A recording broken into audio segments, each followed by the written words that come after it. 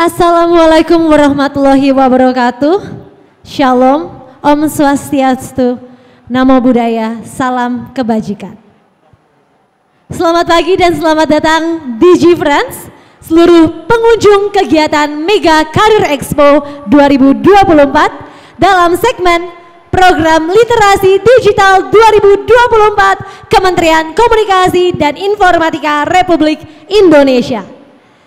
Senang sekali rasanya pada pagi hari ini kita bukan cuma disajikan ilmu-ilmu pengetahuan dari para perusahaan ataupun dari para rekan-rekan HR yang penting bagi para job seeker pada pagi hari ini, tapi kita juga akan disajikan ilmu-ilmu tambahan, ilmu-ilmu penting dari Kemenkominfo bersama dengan tim literasi digital untuk kita semakin cakap digital, semakin melek literasi, dan kita semakin tahu bagaimana cara memaksimalkan penggunaan internet secara baik.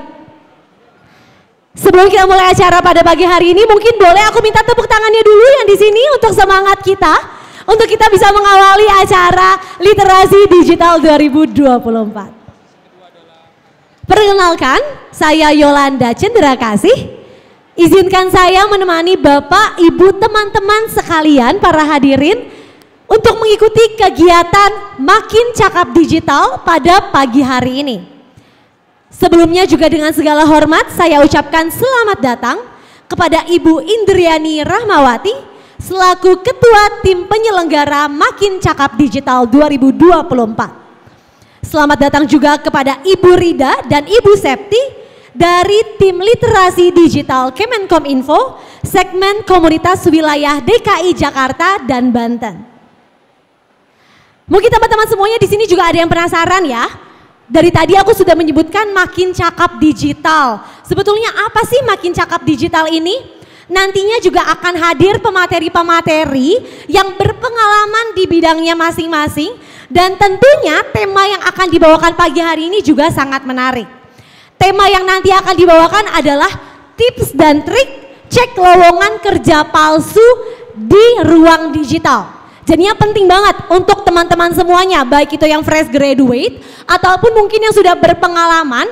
Biasanya kita kalau lihat lowongan kerja di media sosial atau mungkin di website tertentu, kita masih ada rasa skeptis, rasa ragu, kira-kira ini betul nggak ya? Lowongan pekerjaannya valid nggak ya? Perusahaannya betul ada atau tidak ya?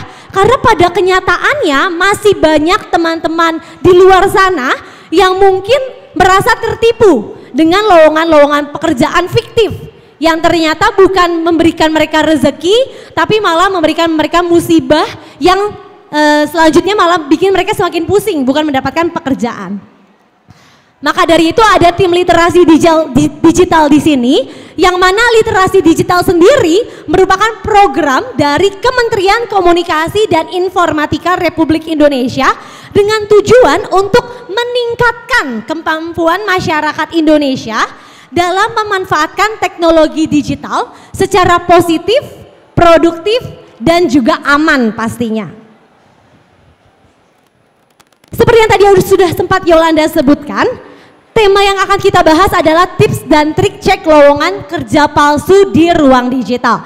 Yang mana nantinya akan ada 3 narasumber hebat yang akan membagikan ilmu mereka di atas panggung ini. Sudah bisa dilihat ya, di kanan ada 3 kursi, di kiri ada 1 kursi. Izinkan saya perkenalkan mereka satu persatu.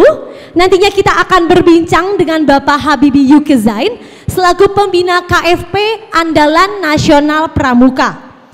Kemudian akan ada juga Bapak Hariko Wibawa Satria selaku Direktur Eksekutif Komunikonten. Dan terakhir kita akan berbincang dengan Bapak Habibul Fuandi Hanif, seorang digital kreator. Jadi memang ini akan ada dari 3 bidang berbeda supaya bisa kita lihat dari sudut pandang secara menyeluruh bagaimana caranya kita bisa memanfaatkan teknologi digital dengan baik, positif, dan juga aman. Bukan cuma berbagi ilmu, tapi tim literasi digital Kemenkominfo juga sudah siap untuk membagikan hadiah-hadiah bagi para pengunjung ataupun para peserta yang sudah duduk di depan panggung utama. Kalau misalnya para pengunjung yang masih berkeliling mungkin mau merapat ke area panggung utama, mau berdiri di bagian deretan belakang kursi, tidak apa-apa, tidak masalah, dipersilakan karena ilmunya dan juga hadiahnya terbuka untuk seluruh pengunjung Mega Career Expo Jakarta 2024. Caranya gimana supaya bisa mendapatkan hadiah yang sudah disiapkan oleh tim literasi digital Kominfo? Gampang banget, dicatat baik-baik ya, nanti Yolanda bakalan sebutin satu-satu. Hadiahnya itu sendiri akan ada berupa 10 dompet digital, masing-masing sebesar Rp100.000, jadi totalnya ada Rp1.000.000, dan ada juga door prize jutaan rupiah yang siap dibawa pulang oleh seluruh peserta yang sudah hadir pada pagi hari ini. Pertama, jangan lupa teman-teman harus registrasi terlebih dahulu ke tim literasi digital. Kalian bisa mengisi link registrasi di boothnya literasi digital Kominfo, atau bisa juga, ini aku coba sebutkan dulu linknya. Bisa langsung saja menuju ke s.id/registrasi Jakarta Selatan s.id/registrasi Jakarta Selatan _2202. Nanti kalau misalnya sulit untuk diketik sekarang, mungkin bisa langsung saja menuju ke boothnya literasi digital Kominfo dan nanti bisa scan barcode yang sudah mereka sediakan untuk mengisi link registrasi. Kemudian yang kedua, pastikan kalau teman-teman semuanya mengikuti acara ini dari awal sekarang nih sampai nanti akhir selesai sesi, dan pastikan juga kalian aktif dalam saat sesi tanya jawab, supaya kemungkinan atau kesempatan kalian untuk memenangkan dompet digital atau door prize-nya juga semakin besar. Dan yang ketiga, jangan lupa teman-teman follow dulu akun media sosial Instagramnya mereka di @literasi_digital_kominfo. Follow juga Facebook fanpage mereka di Literasi Digital Kominfo dan subscribe kanal YouTube Literasi Digital Kominfo. Kalian juga bisa mengunjungi website literasidigital.id. Kalau misalnya ada yang ketinggalan atau misalnya ada yang mau diulang, nanti bisa juga langsung menuju ke tim literasi digital yang sudah menyebar di area panggung utama. Mari kita sama-sama menjadikan acara pagi hari ini menjadi tempat kita bisa belajar ilmu yang positif dan bisa juga membagikan kita ilmu-ilmu yang lebih baik lagi dalam menggunakan teknologi digital supaya kedepannya kita makin cakap digital. Dan untuk memulai sesi pada pagi hari ini, saya akan mengundang seluruh peserta yang sudah hadir, yang baik yang sudah duduk di depan panggung utama ataupun mungkin para pengunjung yang masih berdiri ada di belakang, mohon memberikan perhatiannya terlebih dahulu ke area panggung. Karena kita akan bersama-sama menyanyikan lagu kebangsaan Indonesia Raya. Kepada para hadirin yang sedang di atas kursinya, boleh saya mohon untuk berdiri. Untuk para pengunjung lainnya, mohon perhatiannya sebentar ke arah panggung. Karena kita akan sama-sama menyanyikan lagu kebangsaan Indonesia Raya.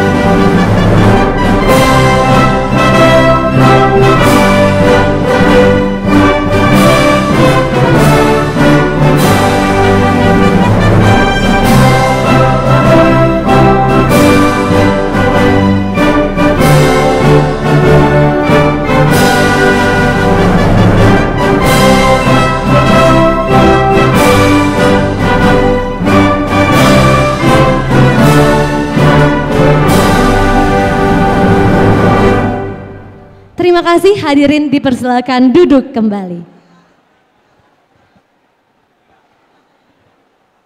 Mari kita awali pagi hari ini dengan mendengarkan sambutan secara virtual dari Menteri Komunikasi dan Informatika Republik Indonesia, Bapak Budi Ari Setiadi. Assalamualaikum warahmatullahi wabarakatuh. Shalom, Om Swastiastu, Namo Buddhaya, salam kebajikan dan salam sehat bagi kita semua. Bapak, Ibu, rekan-rekan peserta kegiatan literasi digital. Peningkatan kemampuan pemanfaatan internet secara aman dan produktif terbukti semakin urgent di tengah pesatnya penetrasi teknologi digital dalam kehidupan kita sehari-hari. Kondisi ini tentu harus menggugah kesadaran kita bersama untuk terus meningkatkan literasi digital di Indonesia. Terlebih pada tahun 2023, indeks literasi digital Indonesia berada di angka 3,65 dari skala 5 atau tingkat sedang. Angka tersebut memang menunjukkan peningkatan jika dibanding dengan tahun sebelumnya, yakni 3,54. Namun bukan berarti kita dapat berpuas diri. Apalagi kegiatan literasi digital memiliki manfaat secara ekonomi seperti peningkatan kompetensi tenaga kerja dan partisipasi masyarakat dalam kegiatan berbasis ekonomi digital serta mewujudkan inklusi digital. Peluang ini tentu harus kita manfaatkan secara optimal dan sungguh-sungguh. Selain aspek ekonomi, aspek sosial dan budaya seperti membantu individu bereaksi bijak terhadap pesatnya teknologi sehingga terhindar dampak negatif yang ada juga menjadi salah satu manfaat kegiatan literasi digital. Bapak, Ibu, rekan-rekan sekalian, menimbang kondisi tersebut, pemerintah Indonesia melalui Kementerian Kominfo secara konsisten menghadirkan pelatihan literasi digital secara masif, di antaranya melalui Gerakan Nasional Literasi Digital atau GNLD yang telah memiliki 142 jejaring dari berbagai latar belakang, baik komunitas, akademisi, perusahaan teknologi, maupun organisasi masyarakat sipil. Program literasi digital Kominfo telah memberikan pelatihan kepada lebih dari 24,8 juta peserta di seluruh Indonesia sejak dicanangkan pertama kali pada tahun 2017. Berfokus pada 4 pilar literasi digital, yakni digital skill, digital safety, digital culture, dan digital ethics. Gerakan Nasional Literasi Digital merupakan upaya pemerintah untuk memperkuat kecakapan digital dasar masyarakat. Melalui program ini, kami mengajak masyarakat untuk mencegah penyebaran konten negatif, serta menciptakan ruang digital yang aman dan produktif, khususnya di tengah persebaran hoax dan disinformasi. Secara khusus, sebagai langkah peningkatan literasi digital dalam merespon hoax dan disinformasi, saya mengajak rekan-rekan semua untuk melakukan BAS, yakni baca dan pilih informasi dengan hati-hati. Ayo cek dulu kebenaran informasi melalui sumber terpercaya dan stop persebaran berita bohong dan disinformasi. Bapak, Ibu, rekan-rekan sekalian, sebagai penutup saya berharap antusiasme partisipasi rekan-rekan pada kegiatan literasi digital tidak berhenti pada kegiatan ini saja. Masih banyak kegiatan literasi digital yang dapat diikuti dan masih lebih banyak lagi saudara-saudara kita yang perlu untuk mengikuti kegiatan literasi digital ini. Ayo kita jadikan Indonesia makin cakap digital untuk mewujudkan Indonesia terkoneksi, makin digital, makin maju. Salam literasi digital. Wassalamualaikum warahmatullahi wabarakatuh. Shalom, Om, Santi, Santi, Santi, Om, Namo Buddhaya.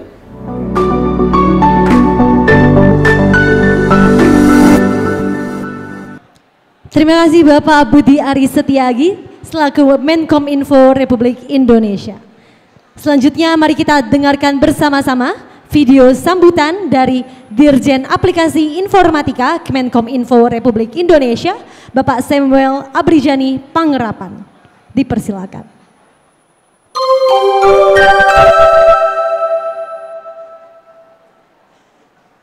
Assalamualaikum warahmatullahi wabarakatuh. Salam sejahtera, Om Swastiastu, Namo Buddhaya, salam kebajikan, Rahayu.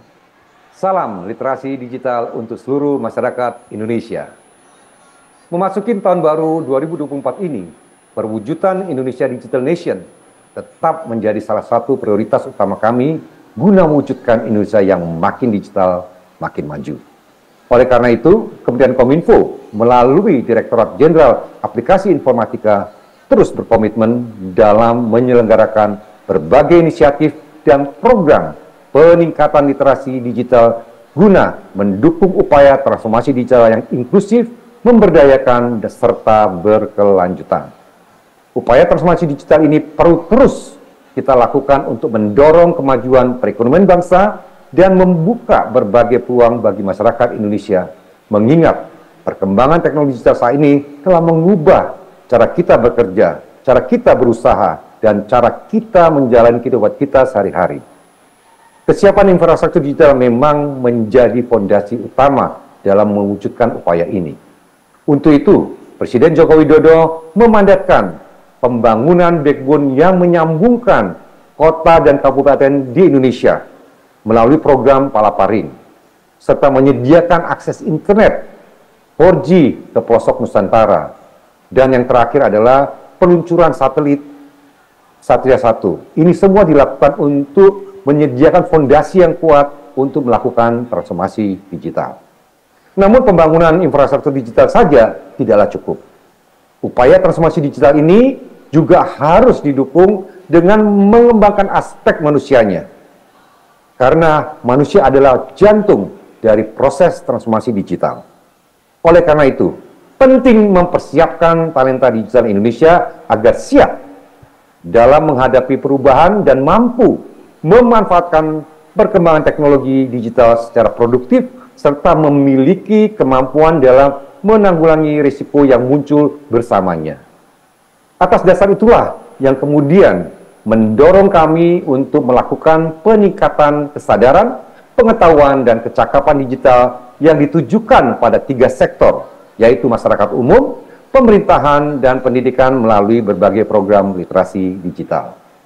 Pada tahun 2024 ini, Kementerian Kominfo akan kembali menghadirkan literasi digital sebagai upaya perwujudan masyarakat Indonesia yang siap dan sigap menghadapi peluang serta tantangan transformasi digital melalui 4 pilar utama, yaitu kecakapan digital, keamanan digital, budaya digital, dan etika digital. Selain beragam program peningkatan literasi digital, kami juga mengadakan sesi knowledge sharing dengan berbagai narasumber yang kompeten di bidangnya. Kami berharap melalui kegiatan ini, masyarakat dapat secara langsung menggali pengetahuan dan mengembangkan wawasan terkait pemanfaatan teknologi digital yang kreatif dan produktif. Oleh karena itu, saya mengajak seluruh peserta untuk berperan aktif dalam kegiatan ini serta memanfaatkan kesempatan yang berharga ini dengan menyerap pengetahuan sebanyak-banyaknya.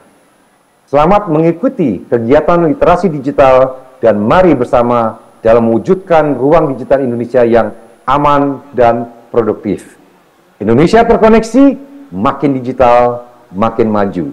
Terima kasih, salam literasi digital. Wassalamualaikum warahmatullahi wabarakatuh.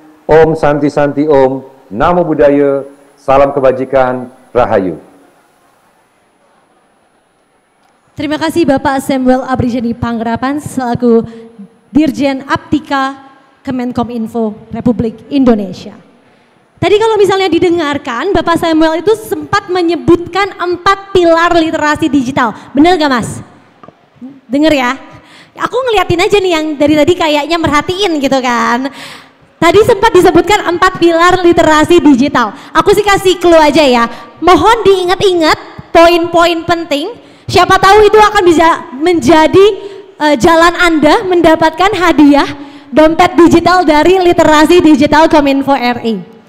Tapi supaya mengingatkan kembali dan supaya kita memiliki pemahaman yang sama seputar literasi digital, maka kita akan bersama-sama menonton sebuah video yang berisikan 4 pilar literasi digital. Mari kita saksikan bersama-sama.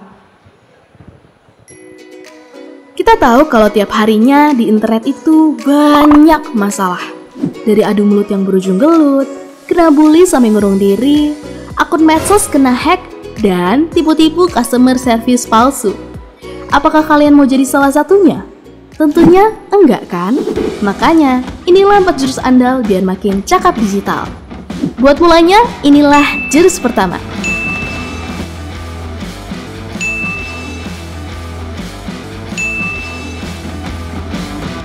Kita mesti jaga etika biar netizen Indonesia nggak lagi dikenal paling nggak sopan se-Asia Tenggara.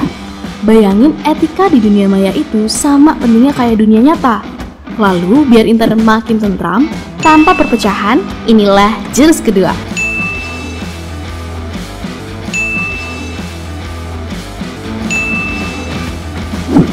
Terapin nilai-nilai Pancasila biar dunia maya nggak jadi medan perang. Saat dasar budaya kuat, kita jadi bisa menempatin dunia digital sampai maksimal.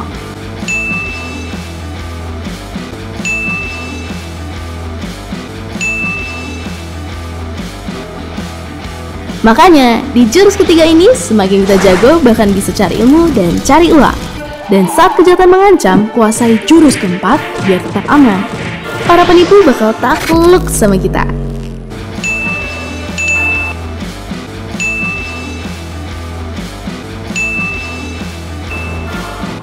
Jadi, siap untuk menguasain jurus-jurus biar cakap digital? Itu dia tadi videonya, dan nanti pastinya kita akan kulik lebih dalam lagi semua ilmu-ilmu pengetahuan seputar literasi digital dan bagaimana kita bisa memanfaatkan teknologi digital dengan produktif dan juga aman.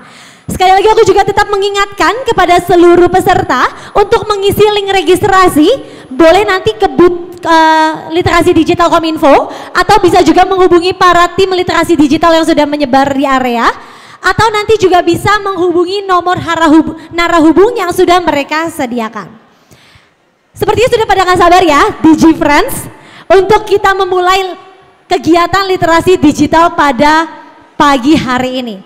Maka dari itu saya akan mengundang moderator kita pada pagi hari ini untuk memimpin jalannya talk show literasi digital. Kepada Kak Ardi Ginting, berikan tepuk tangan yang meriah untuk moderator kita. Kita persilakan untuk naik ke atas panggung. Tepuk tangan untuk Kak Ardi Ginting. Baik, terima kasih sebelumnya Kak Yolanda. Hola, selamat siang para DigiFriends yang telah datang pada siang hari ini. Apa kabar semuanya? Oke, jadi kita di Literasi Digital Kominfo itu ada sebutan untuk teman-teman yang datang pada siang hari ini dengan sebutan DigiFriends. Harapannya teman-teman bisa semakin cakap digital sebagai kaula muda Indonesia. Oke ya, teman-teman DigiFriends. Nah, izinkan saya memperkenalkan diri terlebih dahulu. Perkenalkan, saya Ardi Ginting. Saya yang akan memimpin moderator untuk acara bincang-bincang kita dengan narasumber-narasumber yang kece banget yang udah siap di sebelah ujung sana nih. Tapi sebelum kita mulai, aku pengen ingetin dulu nih untuk teman-teman DigiFriends yang belum registrasi nih untuk Literasi Digital Kominfo, bisa banget registrasi dulu di halaman website s.id/registrasi Jakarta Selatan _2202, atau biar lebih gampangnya teman-teman bisa cek QR Code yang ada di booth Digital Kominfo. Oke teman-teman, dan juga karena kita punya banyak banget hadiah yang bisa teman-teman dapatin ketika teman-teman udah meng-scan QR Code yang ada di booth Digital Kominfo. Dan kami ingin sampaikan juga terima kasih telah hadir dan telah meluangkan waktunya pada siang hari ini kepada Ibu Indriani Rahmawati selaku Ketua Tim Penyelenggara Makin Cakap Digital, beserta dengan Ibu Rida dan Ibu Septi. Terima kasih Ibu telah hadir selaku Tim Literasi Digital Kemenkominfo segmen Komunitas Wilayah DKI Jakarta dan Banten. Baik, langsung saja saya perkenalkan untuk narasumber-narasumber kita pada siang hari ini. Sudah terpampang jelas ya teman-teman DigiFriends. Yang pertama ada Bapak Habibie Yukezain selaku Andalan Nasional Pramuka Pembina KFP. Selanjutnya akan ada Bapak Hariko Wibawa Satria selaku Direktur Eksekutif Komuni Konten. Dan juga akan ada Bapak Habibul Fuadi Hanif selaku Digital Creator. Untuk narasumber pertama, kita akan persilakan untuk narasumber kita yaitu Bapak Habibie Yukezain selaku Andalan Nasional Pramuka Pembina KFP, sekaligus beliau juga merupakan staf ahli komunikasi publik di Balai Kota DKI Jakarta. Katanya karena Bapak Habibie ini bekerja di Pramuka, kita panggilnya jangan Bapak ya, kita panggilnya Kak Habibie. Kepada Kak Habibie, kami persilakan. Boleh tepuk tangannya untuk Kak Habibie. Terima kasih. Ini untuk. Oh iya. Terima kasih Kak Ardi. Ini yang lain nunggu di sana atau dipanggil juga? Nanti kita saling bergantian. Nanti akan ikut menyusul duduk dengan Kak Habibie. Oke, terima kasih. Selamat siang semuanya. Assalamualaikum warahmatullahi wabarakatuh. Yang saya hormati perwakilan dari Kominfo, terus semua yang saya cintai para job seekers Indonesia. Luar biasa. Saya juga masih job seekers juga, sama. Karena menurut saya job seekers itu kayak profesi seumur hidup. Kenapa gitu? Karena kalau tua juga kita tetap nyari kerjaan. Aduh, apa nih yang perlu gue kerjain nih hari ini? Gue mau kerja apa nih hari ini? Jadi job seekers ini long term ya. Jadi sesuai dengan yang diperkenalkan tadi, saya Andalan Pramuka tahun sejak 2018, terus di Balai Kota juga di tahun 2021 kemarin. Nah terus sekarang mengelola beberapa perusahaan, termasuk salah satunya ada LSP, Lembaga Sertifikasi Profesi Khusus untuk Industri Kreatif. Nah kalau teman-teman nih para job seekers, biasanya kalau dia ingin cari pekerjaan di industri kreatif, nah lebih baik sertifikasi diri Anda. Nah, begitu juga di pekerjaan yang lain, sertifikasi itu lebih diminta oleh perusahaan ketika kita masuk ke dalam sebuah perusahaan. Oke, terima kasih, kita bisa mulai ya. Jadi saya hari ini akan membawakan sebuah materi tentang bagaimana peran ruang digital dalam proses dunia kerja di Indonesia. Saya rasa teman-teman di sini lebih ahli daripada saya kalau udah menggunakan handphone, apalagi berinteraksi dengan internet. Nah, namun ada beberapa trik, clue juga bagaimana sih kita bisa fokus ketika kita mencari pekerjaan di dunia internet yang valid, yang benar dan nggak nipu-nipu gitu. Nah ini banyak sekali kadang kita menemukan hal-hal yang wah kayaknya tampilannya cakep banget, linknya juga kayaknya terpercaya gitu. Tapi ketika kita masuk, wah banyak sekali hal-hal yang sifatnya penipuan. Oke, next slide. Next. Oke, ini background kita kenapa kita harus melek digital.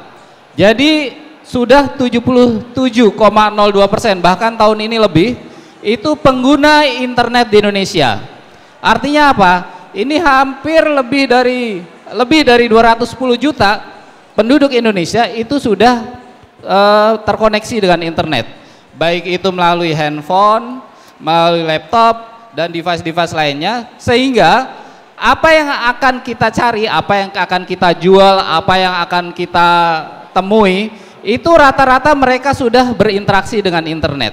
Nah oleh karena itu mau tidak mau, suka nggak suka, jadul atau nggak jadul, sekarang harus kita melek digital. Nah ini harus jadi skill dasar kita nih. Makanya tadi makin cakap digital tadi disampaikan ada 4 pilar minimal. Next slide. Oh ini saya bisa atur dari sini ya. Oh saya kira cuma laser aja. Oke, sip, thank you. Oke. Nah, penetrasi di internet di Indonesia itu hampir merata. Bahkan yang dulu kita kenal Papua ini tertinggal dengan internetnya, sekarang sudah punya akses yang tinggi juga. Di Kalimantan tinggi 79, sekian persen. Di Sumatera apalagi, di Jawa apalagi. Artinya perusahaan-perusahaan yang dia ada di Kalimantan, dia ada di Sulawesi, bahkan ada di Papua, mereka mencari pekerjanya itu juga via internet gitu. Artinya apa? Ya harus melek digital. Nah, saya next saja. Ini tadi yang 4 pilar. Yang pertama, lanskap digital. Kita harus tahu di cakap media digital itu kita harus mengenali lanskap digital dulu. Yang paling dasar, apa nih lanskap digital? Ini device kita yang kita gunakan untuk internet. Kita harus mengenali handphone kita seperti apa. Jadi kalau kita beli handphone jangan asal lihat nih, wah kayaknya barang ini lagi ngetren nih, kita beli ah gitu. Wah merek ini kayaknya dipakai artis nih, banyak banget, kita beli ah gitu. Nah, kalau kita melihat lanskap digital dan mengenali lanskap digital, kita hanya membeli device yang sesuai dengan pekerjaan kita atau sesuai dengan karakteristik kita gitu. Jadi nanti ketika kita mengenali ini, maka akan ada efektif, ada efisien ketika pembelian. Kita kenali apa sih yang ada di dalam lanskap itu gitu. Kita harus tahu memori dari setiap handphone yang kita gunakan. Kebutuhan kita apa nih? Kita fotografer, beli memori yang 64, wah boleh handphone kita gitu. Nah kita seorang mahasiswa, nah ketika kita aktivitas lebih kepada data, nah kita nggak perlu lagi tuh memori tinggi-tinggi, kita RAM-nya aja kita tinggiin, mungkin kita akan multitasking di device kita gitu.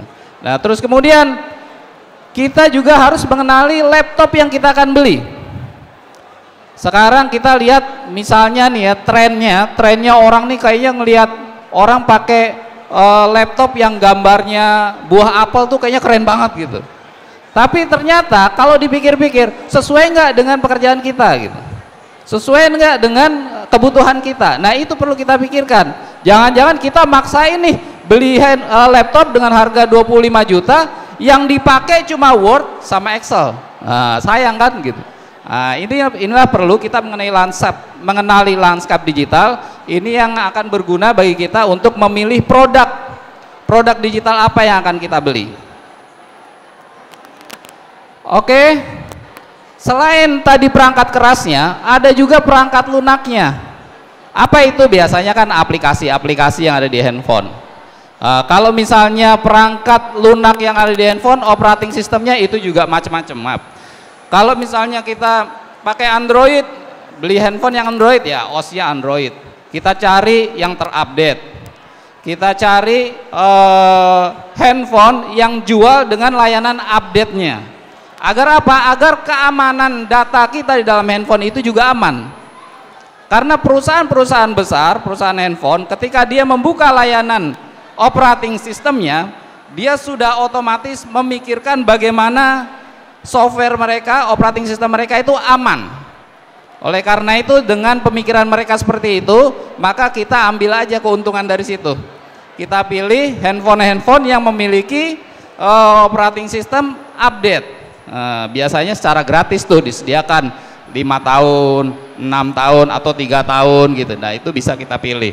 Terus kemudian kita juga pilih aplikasi-aplikasi yang akan kita install ke dalam handphone kita itu yang original. Hati-hati nih, kadang nih kita di Indonesia, ini masih untung nih di Indonesia nih. Banyak sekali aplikasi-aplikasi, layanan aplikasi yang masih bisa kita akses secara umum. Kita nggak dapat dari Apple Store, kita nggak dapat dari Google Store, kita dapatnya dari website something gitu. Nah, kita dapat dari website apa gitu. Nah kita download tuh, tapi kita nggak tahu jaminan keamanannya seperti apa gitu. Nah itu juga bisa membahayakan. Artinya apa? Lebih baik kalau kita tidak jago-jago amat nih ke dalam jadi programmer atau seorang yang menguasai di dunia digital, ya lebih baik memilih aplikasi yang ada di layanan-layanan resmi seperti Apple Store atau Google Store, itu lebih aman. ketimbang kita download dari website-website layanan download yang lain yang kita tidak tahu keamanannya. Karena pengaruhnya apa? Kalau data kita udah masuk, nah ini yang perlu menjadi perhatian. Kalau data kita udah masuk, terus kemudian dimanfaatkan oleh orang-orang yang tidak bertanggung jawab, ini akan mempengaruhi potensi kita dalam bekerja.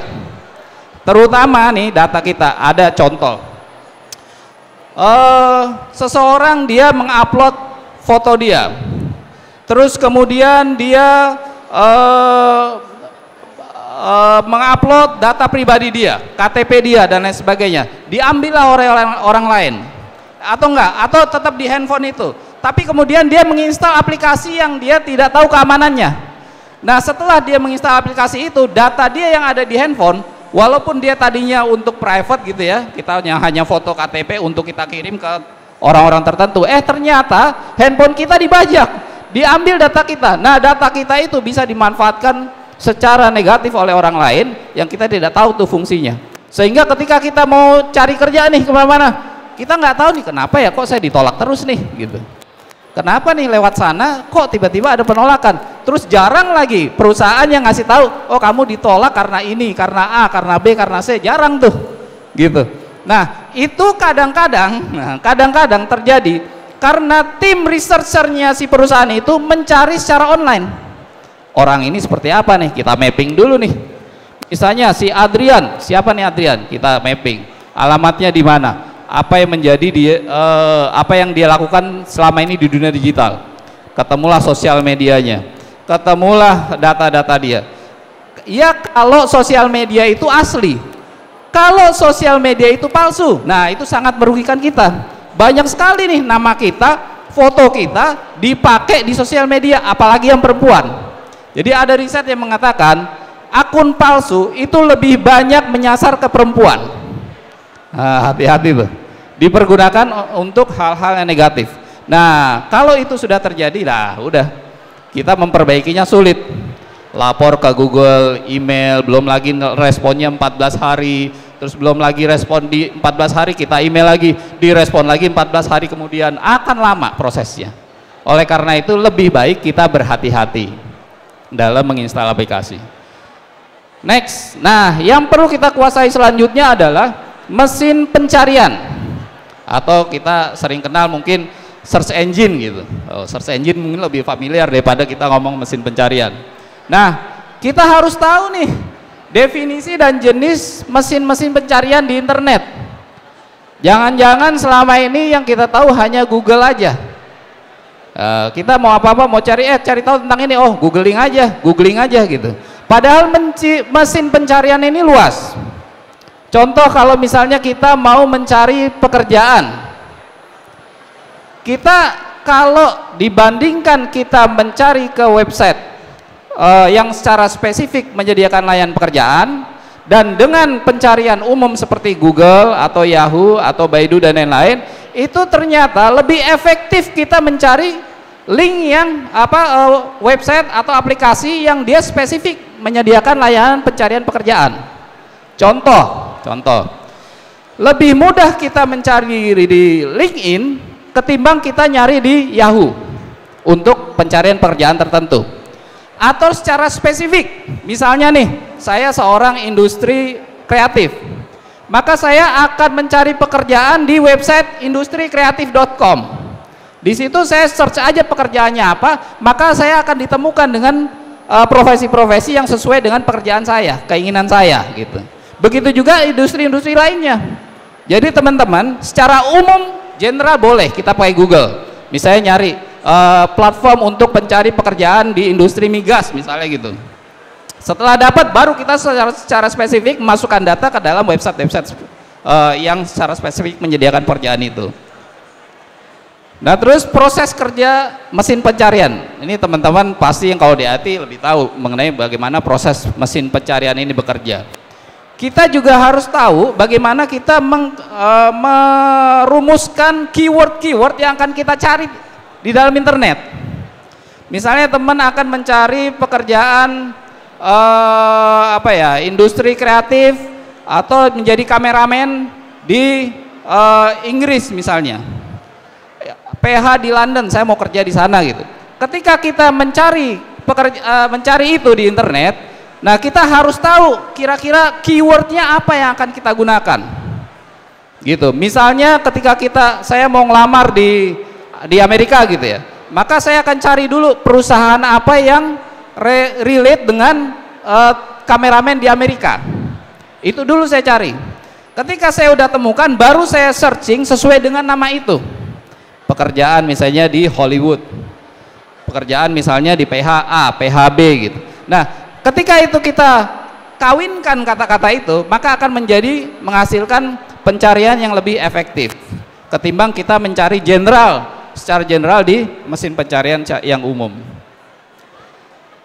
Terus, filternya juga kita harus ketahui. Kalau di Google itu kan menyediakan layanan filter untuk memfilter pencarian apa yang akan kita spesifik cari gitu. Di mesin pencarian lain juga gitu. Kalau dia menyediakan layanan filter, ini kita perhatikan. Gitu. Agar apa? Agar bisa lebih efektif dan kita nggak buang-buang waktu. Kalau di situ nggak ada ya pindah lagi ke job website lainnya gitu. Nah artinya apa? Di situ kita akan nanti mendapatkan waktu yang lebih efektif dan efisien. Terus informasi untuk akademik, kata kunci efektif, gangguan informasi dan fitur cek fakta ini juga perlu kita ketahui. Kominfo sudah menyediakan layanan cek fakta. Ada berita-berita ketika itu sifatnya hoax, browsing aja di websitenya Kominfo, di situ akan ketahuan berita ini hoax atau tidak. Apalagi kemarin zaman pemilu tuh, itu banyak sekali. Nah, begitu juga dengan pekerjaan. Pekerjaan yang sifatnya hoax bisa cek di Kominfo kebenarannya. Karena di Kominfo itu ada satu mesin yang dia mencari berita-berita dan dia screening mana yang hoax, mana yang tidak. Ketika ada yang hoax, maka di situ kita akan cari, kita akan lihat, oh kalau ini hoax ya nggak perlu kita masuk, nggak perlu kita tanggapi, kita cari yang lain gitu. Nah, gunanya mesin pencarian itu memudahkan kita mengetahui apakah website ini atau link ini nipu atau tidak. Oke, ini juga kita harus manfaatkan aplikasi percakapan dan media sosial. Ini juga harus kita kuasai. Memang nih kalau orang lahir di zaman sekarang, kayaknya nggak diapa-apain, cuma dikasih handphone, kayaknya udah tahu tuh. Oh saya udah tahu WhatsApp, oh saya udah tahu Instagram, mesin percakapan yang lainnya gitu. Nah ini banyak sekali, baik itu yang dikeluarkan oleh negara Cina, negara Korea, negara Jerman, dan berbagai macam negara mengeluarkan aplikasi percakapan yang fungsinya untuk melakukan percakapan secara digital. Tinggal kita mengetahui apakah percakapan kita di aplikasi itu aman atau tidak. Gitu. Kalau secara umum nih kita kenal nih, sering nih denger nih orang-orang ngomong, oh kalau mau aman jangan di WhatsApp, pakai aja Telegram misalnya gitu. Oh kalau mau aman, oh jangan di Telegram, pakai aja di chit-chat misalnya gitu. Banyak sekali aplikasi. Nah tentunya gini, setiap perusahaan itu punya pekerja-pekerja yang dia concern terhadap keamanannya. Kalau dia perusahaan besar seperti WhatsApp, Telegram, otomatis mereka punya programmer handal yang dia akan fokus bagaimana klien mereka akan aman gitu. Oleh karena itu aplikasi-aplikasi yang besar kita lebih trust ketimbang aplikasi-aplikasi yang kecil. Walaupun di Indonesia ada nih aplikasi-aplikasi percakapan yang sifatnya masih kecil nih, perlu kita dukung. Tapi bukan berarti kita harus tahu mengukur juga dong nih, logis gitu. Wah saya mau melakukan percakapan yang sifatnya rahasia, wah saya pakai aplikasi yang keamanannya belum terjamin gitu. Nah mending saya menghindari itu gitu. Oke.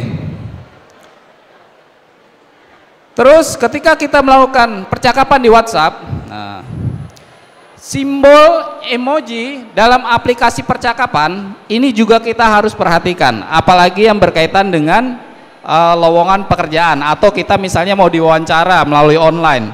Hati-hati ketika kita menggunakan simbol emoji, Karena kelemahan internet, nah ini kelemahan internet termasuk artificial intelligence, teknologi sekarang, itu yang belum bisa ditiru adalah meniru emosi seseorang yang dimasukkan ke dalam perangkat elektronik kemudian ditampilkan. Nah itu yang belum.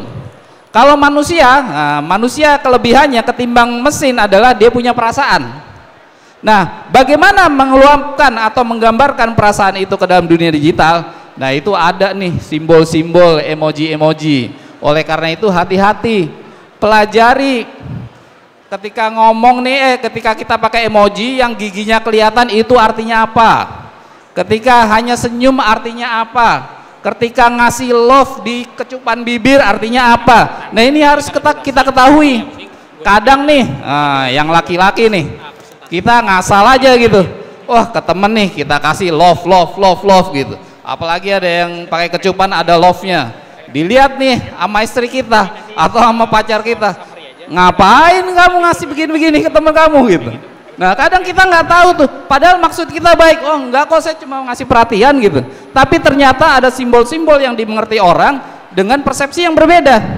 Nah artinya apa? Artinya kita harus tahu nih emoji ini, setiap emoji artinya apa. Kalau nggak tahu, googling. Ada gambar emoji dan apa artinya, ada tuh. Jadi itu sebagai landasan kita ketika kita diprotes orang, kok kamu ngasih emoji ini? Nah ini baca nih, ini artinya ini artinya ini, maksud saya begini, maksud saya begitu gitu. Nah itu harus kita ketahui. Terus kemudian seperti tadi lagi, lawan kabar bohong melalui aplikasi percakapan dan media sosial. Kita juga harus aktif ketika kita menggunakan aplikasi kita itu untuk melawan kabar-kabar bohong. Terus kemudian next, ini loka pasar atau marketplace. Ini juga kita harus kuasai minimal dasarnya biar kita nggak tertipu-tipu nih. Ketika kita belanja sesuatu, kita kenali dulu tokonya di mana, bintangnya berapa, kemudian lihat percakapan di komennya, apakah dia trust atau tidak. Kalau nggak trusted ya jangan belanja di situ. Atau kalau itu baru dan kita masih ada kecurigaan terhadap toko itu ya jangan diikuti, jangan belanja di situ. Nah karena ini sangat berpotensi sekali terjadi penipuan di dunia digital. Oke, Pusat Pengembangan Pelatihan Kejuruan Eropa, ini sebuah lembaga di Uni Eropa, itu mengatakan bahwa dalam waktu dekat sekitar 90% dari lowongan kerja di Eropa akan membutuhkan beberapa jenis keahlian digital. Nah, artinya apa? Jangan nggak melek digital, tetap paksain. Wah nggak suka nih, tetap paksain. Harus kita selalu membuka diri untuk keilmuan-keilmuan baru yang sifatnya digital. Nah, jangankan di Eropa, di Amerika aja tinggi, di Indonesia aja udah tinggi. Tadi kita lihat penetrasinya udah 77%. Hampir lebih dari 200 juta penduduk Indonesia sudah berpenetrasi dengan internet.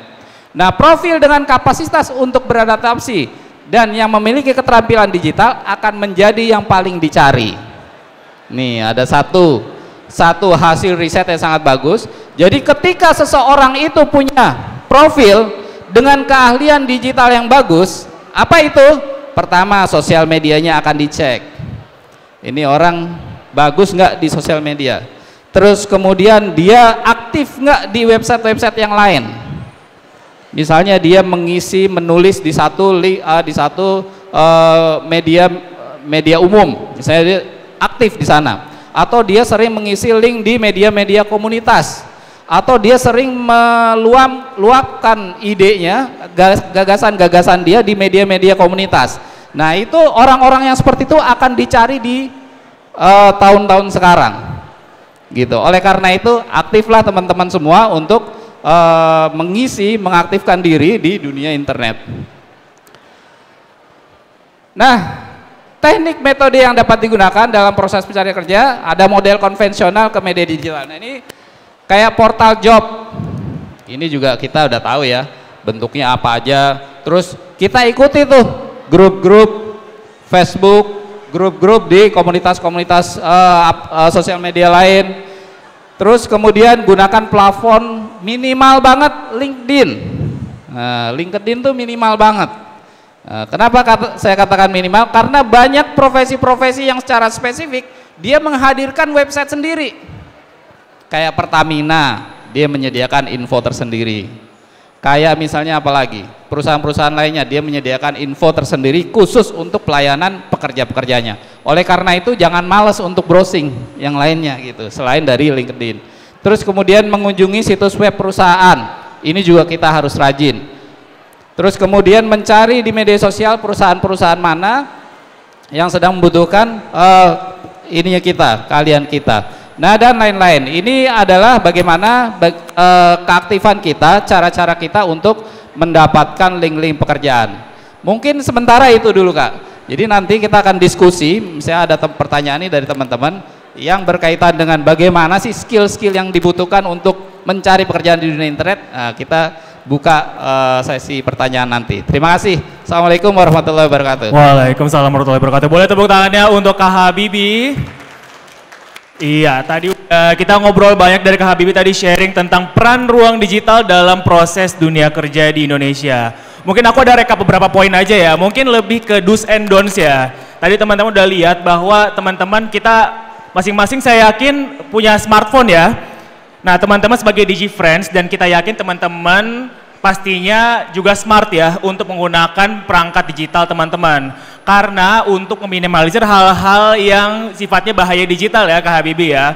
Salah satu atau beberapa hal yang teman-teman bisa lakukan tuh seperti kalau mau download aplikasi, kalau bisa downloadnya hanya di Play Store atau di Google sama ya Google Store. Google Store atau Play Store sama ya sebenarnya buat Android ya.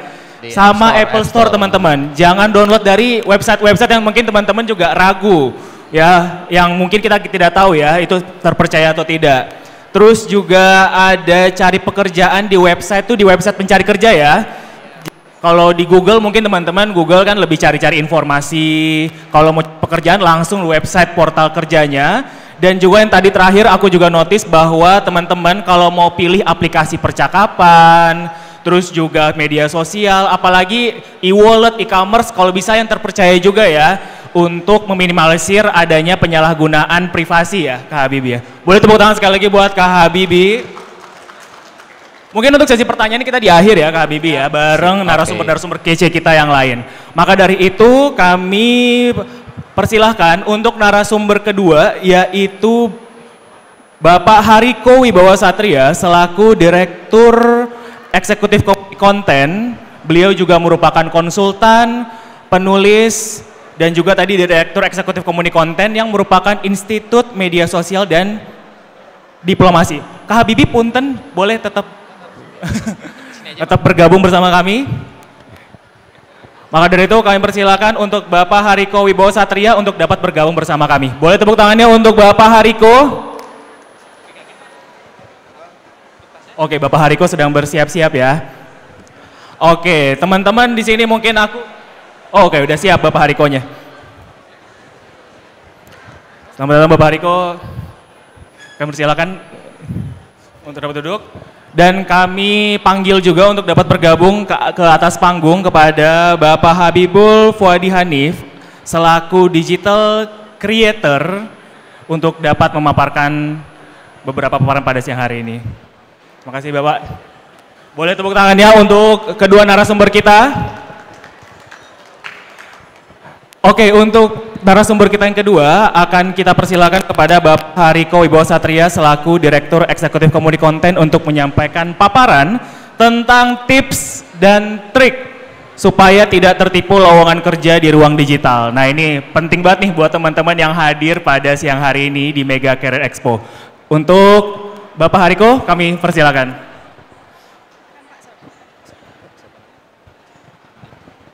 Terima kasih Mas Ardi, Mas Alif, teman-teman pelaksana, teman-teman yang hadir di sini, Mas Habibul, Mas Habibie, semua yang hadir di ruangan ini. Mudah-mudahan kita semua mendapatkan pekerjaan yang bisa bikin kita bahagia. Dan karena pekerjaan itu kita juga bisa membahagiakan orang lain, membahagiakan kedua orang tua, membahagiakan lingkungan kita. Terima kasih. Saya yakin teman-teman yang hadir di sini belum pernah tertipu karena lowongan kerja. Belum pernah tertipu itu artinya teman-teman memiliki pengetahuan apa-apa saja lowongan-lowongan kerja yang menipu dan merugikan gitu. Bahkan kasarnya kemarin saya baca di sebuah media ada orang yang punya foto mesum. Gara-gara foto mesum itu dia dipaksa bekerja sebagai pekerja seks. Artinya jejak digital, foto-foto pribadi ini kita juga harus hati-hati, terutama menimpa adik-adik kita gitu. Karena sudah sering kita mendengar ada ancaman-ancaman karena jejak digital ini sangat berbahaya hari ini. Handphone terutama, handphone ini banyak digunakan oleh remaja terutama jam 9 ke atas malam ya. Karena di fitur handphone ini ada apa namanya fitur video. Biasanya orang yang jomblo-jomblo ini yang belum punya suami, belum punya istri suka main video call. Ya kan, video call. Makanya data di 2020, 2021 sampai 2024 meningkat jumlah video porno yang berasal dari video call. Atas dasar itulah terjadi pemerasan, kemudian banyak anak-anak remaja yang akhirnya bekerja di panti pijat. Nah, ini saya sampaikan apa adanya aja biar menjadi warning untuk kita semua gitu. Dan terjadi pemerasan. Karena di jam-jam segitu memang anak-anak itu hilang kesadaran, lengah, sehingga adik-adik kita itu banyak yang menjadi korban. Salah satu tandanya adalah kalau dia sudah minta tambah uang belanja, kemudian minta uang tambahan ke orang tua, atau dia sudah tidak ada di rumah di akhir pekan. Nah, ini kita harus berhati-hati. Tadi udah sampaikan sama Kak Habibie, cuma mungkin saya lebih vulgar aja. Artinya bisa jadi kasusnya ada orang yang tidak ingin mendapatkan pekerjaan, usianya masih remaja, tetapi dia dipaksa harus bekerja karena foto dan video mesumnya tersebar di internet. Nah, ini yang kita harus hati-hati. Bukan kita harus hati-hati, faktanya udah banyak terjadi gitu loh. Itu ya, soal jejak digital. Lanjut. Oh ini ya. Oke, baik. Sebelum kita masuk ke lowongan pekerjaan, memang zaman-zaman sekarang ini kita harus mengenali diri kita dulu. Apa sebetulnya keahlian kita ini? Karena kalau kita lihat berbagai visi dan misi capres kemarin dan berbagai penjelasan-penjelasan, salah satu masalah pendidikan di Indonesia adalah antara jurusan dan pekerjaan itu kadang-kadang tidak nyambung gitu loh. Nah, bisa jadi itu juga terjadi pada diri kita. Kita datang ke kampus 2 jam menekuni satu bidang, tetapi pulang dari kampus bisa jadi kita menekuni bidang lain lebih dari 2 jam. Makanya pertanyaannya kepada diri kita masing-masing adalah, sebetulnya saya ini betul-betul seorang SE atau mungkin saya bukan SE? Maksudnya saya sarjana ekonomi atau saya memang punya keahlian di bidang lain gitu. Nah, ini yang paling penting kita sadari, sehingga di usia-usia di bawah 25 atau 30 itu usia-usia kemerdekaan kita, di mana kita bebas menentukan pekerjaan yang kita sukai. Kecuali misalnya orang seperti saya sudah punya anak, dibenturkan pada masalah ekonomi, jadi tukang sapu pun saya mau, kira-kira begitu. Tapi usia-usia 25 itu menurut saya memang harus sesuai dengan passion dia, sehingga dia bisa happy dan bahagia gitu. Nah, Orang itu akan disebut ahli kalau dia sudah melakukan satu hal selama 10.000 jam gitu. Nah, ini yang perlu kita tanyakan sama diri kita sendiri, sehingga tujuan kita membuka internet itu betul-betul jelas gitu loh. Jadi ini ibarat saya datang ke sini, ke panggung ini, saya harus jelas mau ngomong apa. Sama kayak kita buka internet, kita masuk ke internet itu kita jelas kita mencari pekerjaan ini, bukan pekerjaan yang lain. Nah itu ya. Artinya kita referensinya itu terus gitu. Baru prioritas yang kedua, ketiga, dan keempat gitu. Nah, enaknya para pencari kerja dibanding dengan zamannya Soekarno. Zamannya Soekarno. Kalau dulu kita bisa mencari pekerjaan di mana-mana gitu ya. Entah itu menjadi konten kreator, membuat poster, atau kita bisa bekerja di luar negeri. Jadi lowongan pekerjaan ini sangat luas sekali. Layanan konsultasi, bahasa, dan lain sebagainya. Jadi sangat luas. Mana Bu? Ini ya.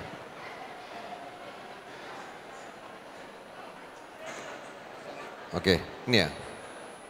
Ini ya. Oke, internet hanya salah satu referensi untuk membuat keputusan.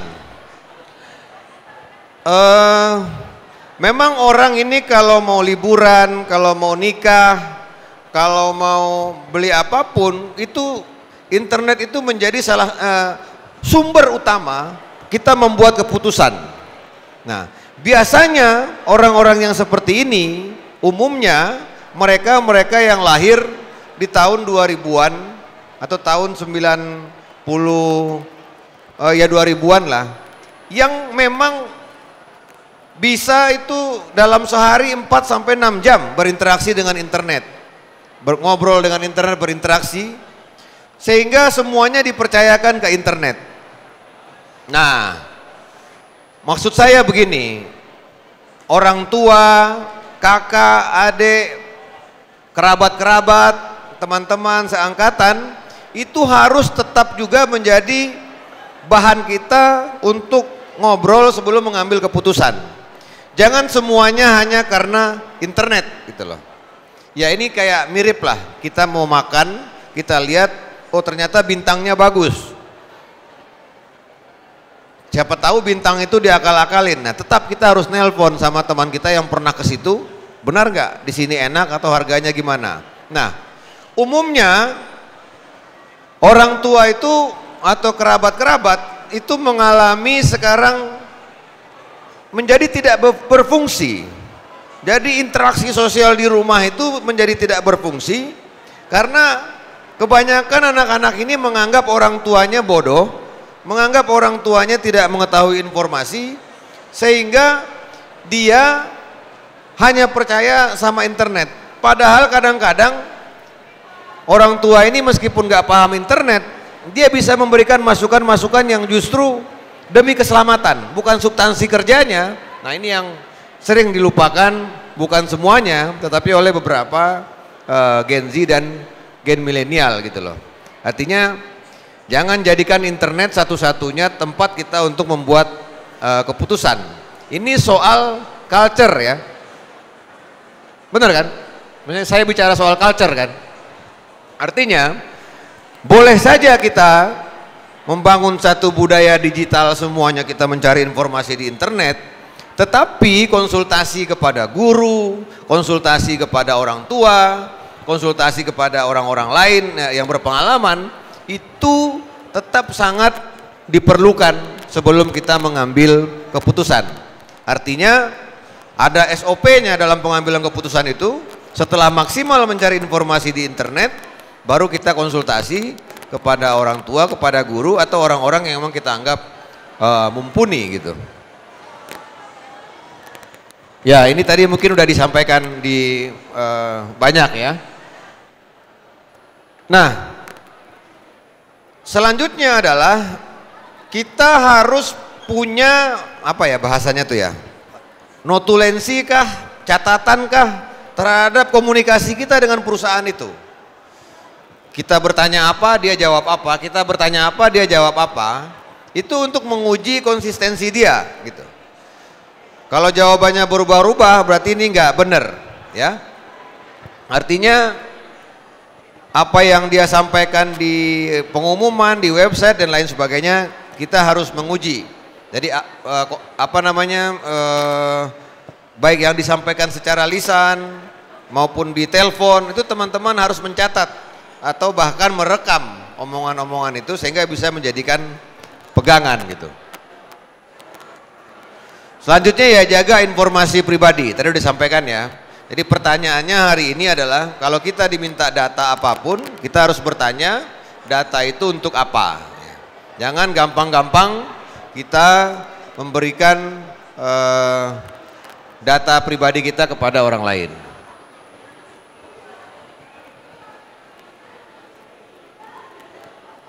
Ya ini tadi sudah disampaikan juga sama Kak Habibie.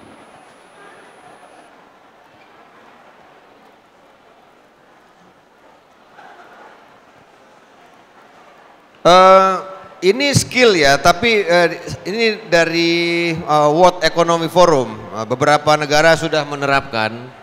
Memang yang utama di kita ini, terutama di Indonesia, tadi yang saya sampaikan tadi, hampir sepertiga keluarga, lebih dari sepertiga keluarga di Indonesia, itu memang tidak pernah membicarakan apa yang kita bicarakan di panggung ini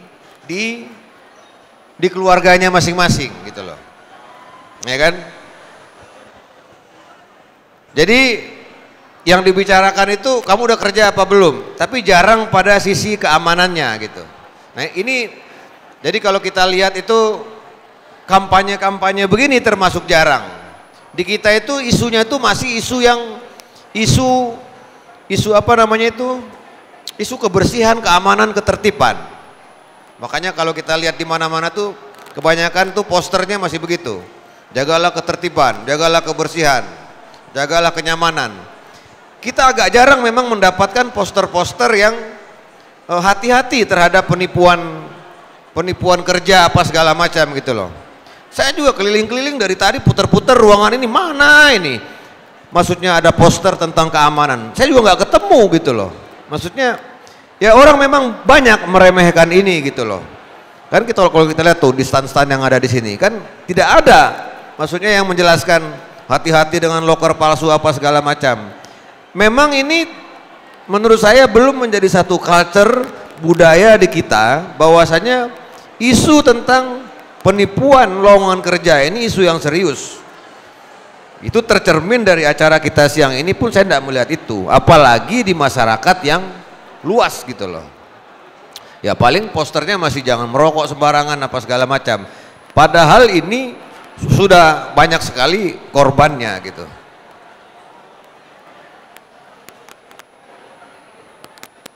Oke, itu aja yang bisa saya sampaikan. Mudah-mudahan kita bisa lebih berdiskusi. Mudah-mudahan teman-teman yang hadir di sini sekali lagi bisa mendapatkan pekerjaan yang membahagiakan teman-teman dan dengan pekerjaan itu bisa membahagiakan keluarga kita dan orang lain. Terima kasih. Assalamualaikum warahmatullahi wabarakatuh. Waalaikumsalam warahmatullahi wabarakatuh. Boleh tepuk tangan sekali lagi kepada Bapak Hariko Wibowo Satria yang memaparkan tentang tips dan trik supaya tidak tertipu lowongan kerja di ruang digital. Untuk teman-teman DigiFriends yang ingin bertanya, mohon ditahan sebentar. Kita akan ke narasumber 3 dulu. Sesi akan kita mulai di sesi akhir ya. Mungkin aku ada rekap 3 poin dari yang telah disampaikan Bapak Hariko tadi terkait tips dan triknya ya Pak ya. Ada beberapa tadi yang menurut saya agak kena banget tuh, libatkan keluarga. Ya, libatkan keluarga dalam pengambilan keputusan ya teman-teman ya. Jadi mungkin teman-teman mencari lowongan pekerjaan mungkin dari Google atau mungkin dari pencari kerja sudah mencari. Mungkin teman-teman juga bisa konfirmasi ulang ke keluarga, ayah, ibu, saudara, atau mungkin teman-teman ya mungkin pernah mendaftar di perusahaan tersebut. Jadi teman-teman bisa mendapatkan referensi ya sebelum pengambilan keputusan. Terus selanjutnya juga perhatikan dan periksa, recheck terus track recordnya ya Pak dari perusahaan tersebut. Dan yang terakhir pastinya teman-teman mohon dijaga data pribadinya ya. Kalau memang diminta data-data yang sekiranya terlalu pribadi ya baru mendaftar, teman-teman mohon dikonfirmasi ulang kepada perusahaan bersangkutan. Oke, baik. Selanjutnya kita akan lanjut ke narasumber yang ketiga. Dari, bukan bapak ya, lebih ke kakak ya. Kakaknya dari kakak Habibul Fuadi Hanif selaku digital creator. Dan beliau juga merupakan strategic management consultant dengan pengalaman lebih dari 4 tahun. Yang akan memaparkan tentang basic etika dalam proses melamar kerja. Kepada Kak Habibul, kami persilakan. Oke, cek. Oke, selamat siang semua ya. Siang, semoga masih semangat ya. Oke, jadi siang hari ini saya sendiri bakal ngasih tahu ke teman-teman yang ada di sini lebih ke teknikal gimana caranya ngelamar kerja yang baik. Mulai dari CV, interview, itu akan kita pelajari dalam 20 menit kurang lebih nanti ya. Oke, jadi bisa dicatat poin-poin pentingnya, apalagi teman-teman kan nanti bakal keliling booth ya, bakal ngelamar, tapi jangan sampai berkas yang dibawa hari ini itu adalah ternyata berkas yang bikin kalian salah selama ini buat ngelamar kerja gitu ya. Oke, kita next dulu. Oke, saya sekarang bekerja di Twimbit Singapura sebagai senior consultant dan 2 tahun di Deloitte sebagai seorang HR konsultan. Dan juga beberapa pengalaman sebelumnya di Danone, Shopee, dan beberapa kegiatan selama berkuliah gitu ya. Oke, kita singkat aja, how are you feeling? Semoga semuanya tetap dalam semangat nyari kerja ya. Karena mungkin kalau teman-teman ngelihat di TikTok, di video-video yang ada tersebar, kan antrian ngelamar kerja itu emang panjang banget. Semakin kompetitif, tapi pastiin semakin kompetitif ngelamar kerja, kitanya harus menjadi pribadi yang kompetitif juga. Jangan menjadi orang rata-rata dalam ngelamar kerja, harus menjadi berbeda ya. Nah, salah satu motivator favorit saya itu pernah bilang gini, working hard for something you don't really care itu namanya stres. Tapi bekerja untuk sesuatu yang kita cintai itu namanya passion. Jadi kalau hari ini, carilah pekerjaan yang kalian cintai gitu loh. Setidaknya bukan jenis pekerjaannya, tapi apa yang akan dilakukan nanti di pekerjaan itu. Aktivitasnya itu disukai gitu. Jadi kalau misalkan nih, tipikal ada mbak atau mas yang suka ngomong, tapi ternyata daftar sebagai seorang data analis. Yang mana data analis depan komputer dari pagi sampai malam, stres gak kira-kira? Pasti stres dong. Tapi kebalikannya, orang yang mungkin gak suka buat ketemu sama orang, tiba-tiba daftar sebagai HR di recruiter. Tiap hari interview karyawan, pasti stres dong. Nah, hal-hal kayak gini harus dihindari. Paham dulu kerjaan nanti tuh mau arahnya kemana gitu. Oke, untuk improving digital skills, kita bisa lihat bahwa kita akan sampai ke titik reflection. Tapi gimana caranya? Mulai dari goal setting dulu. Hari ini kalau teman-teman datang ke sini jangan sampai nggak ada tujuan. Pasti harus ada setidaknya dari kuantitas dan kualitas. Berapa jumlah company yang mau gue lamar? Apa jenis perusahaan yang mau gue lamar? Posisinya apa aja? Jangan tiba-tiba ujuk-ujuk bangun tidur, ada job seeker buka nih banyak gitu kan. Terus datang, nggak ada persiapan sama sekali. Kedepannya jangan sampai tidak ada persiapan sama sekali ketika dalam melamar pekerjaan. Setelah itu baru belajar. Apa yang akan dipelajari ketika gue mendaftar posisi business development misalkan. Ketika gue mendaftar posisi procurement. Kalau kita lihat di booth di sini kan banyak tuh ya. Ada PT Satria, ada logistik tadi, ada Transjakarta juga. Di mana semua perusahaan pasti punya loker yang banyak banget gitu loh. Tapi jangan sampai kita nggak tahu profil kita cocoknya untuk jenis pekerjaan seperti apa. Karena takutnya nanti ketika HR baca CV-nya langsung di reject gitu loh. Gitu ya. Oke, untuk improving digital skillnya sendiri, buat teman-teman yang di sini kan pasti ya namanya juga tadi udah dijelaskan oleh speaker sebelumnya bahwa di era digital banyak pekerjaan yang berbasis digital. Skill pun juga harus berbasis digital. Banyak-banyaklah untuk mendapatkan course online dan juga sertifikasi secara online sekarang di internet. Itu bisa menambah competitiveness dari profil kalian, apalagi kalau teman-teman yang dari kampus daerah ya, bukan kampus yang top university gitu loh. Daftarlah online course atau tutorial atau sertifikasi, banyak yang gratis. Atau practice digital tools. Sekarang tuh kalau daftar kerja udah pasti Microsoft Word, Excel, PowerPoint itu dipakai. Jangan sampai nggak bisa 3 tools ini. Kalau Excel jangan sampai, Excel itu bisanya cuma ngejumlah ngurangin doang. Banyak tools-tools atau formula-formula harus dipelajari juga di situ. Ataupun misalkan kalau misalkan daftar kerja, ada PowerPoint nih, gimana cara bikin PPT yang baik gitu loh. Itu juga technical skill yang kalau interview tuh bisa dikasih tahu ke HR kalau kita jagonya di sana gitu. Stay up to date dan juga network online. Oke, nah ini part yang seru banget nih. Sekarang coba lihat CV masing-masing, coba diingat-ingat lagi.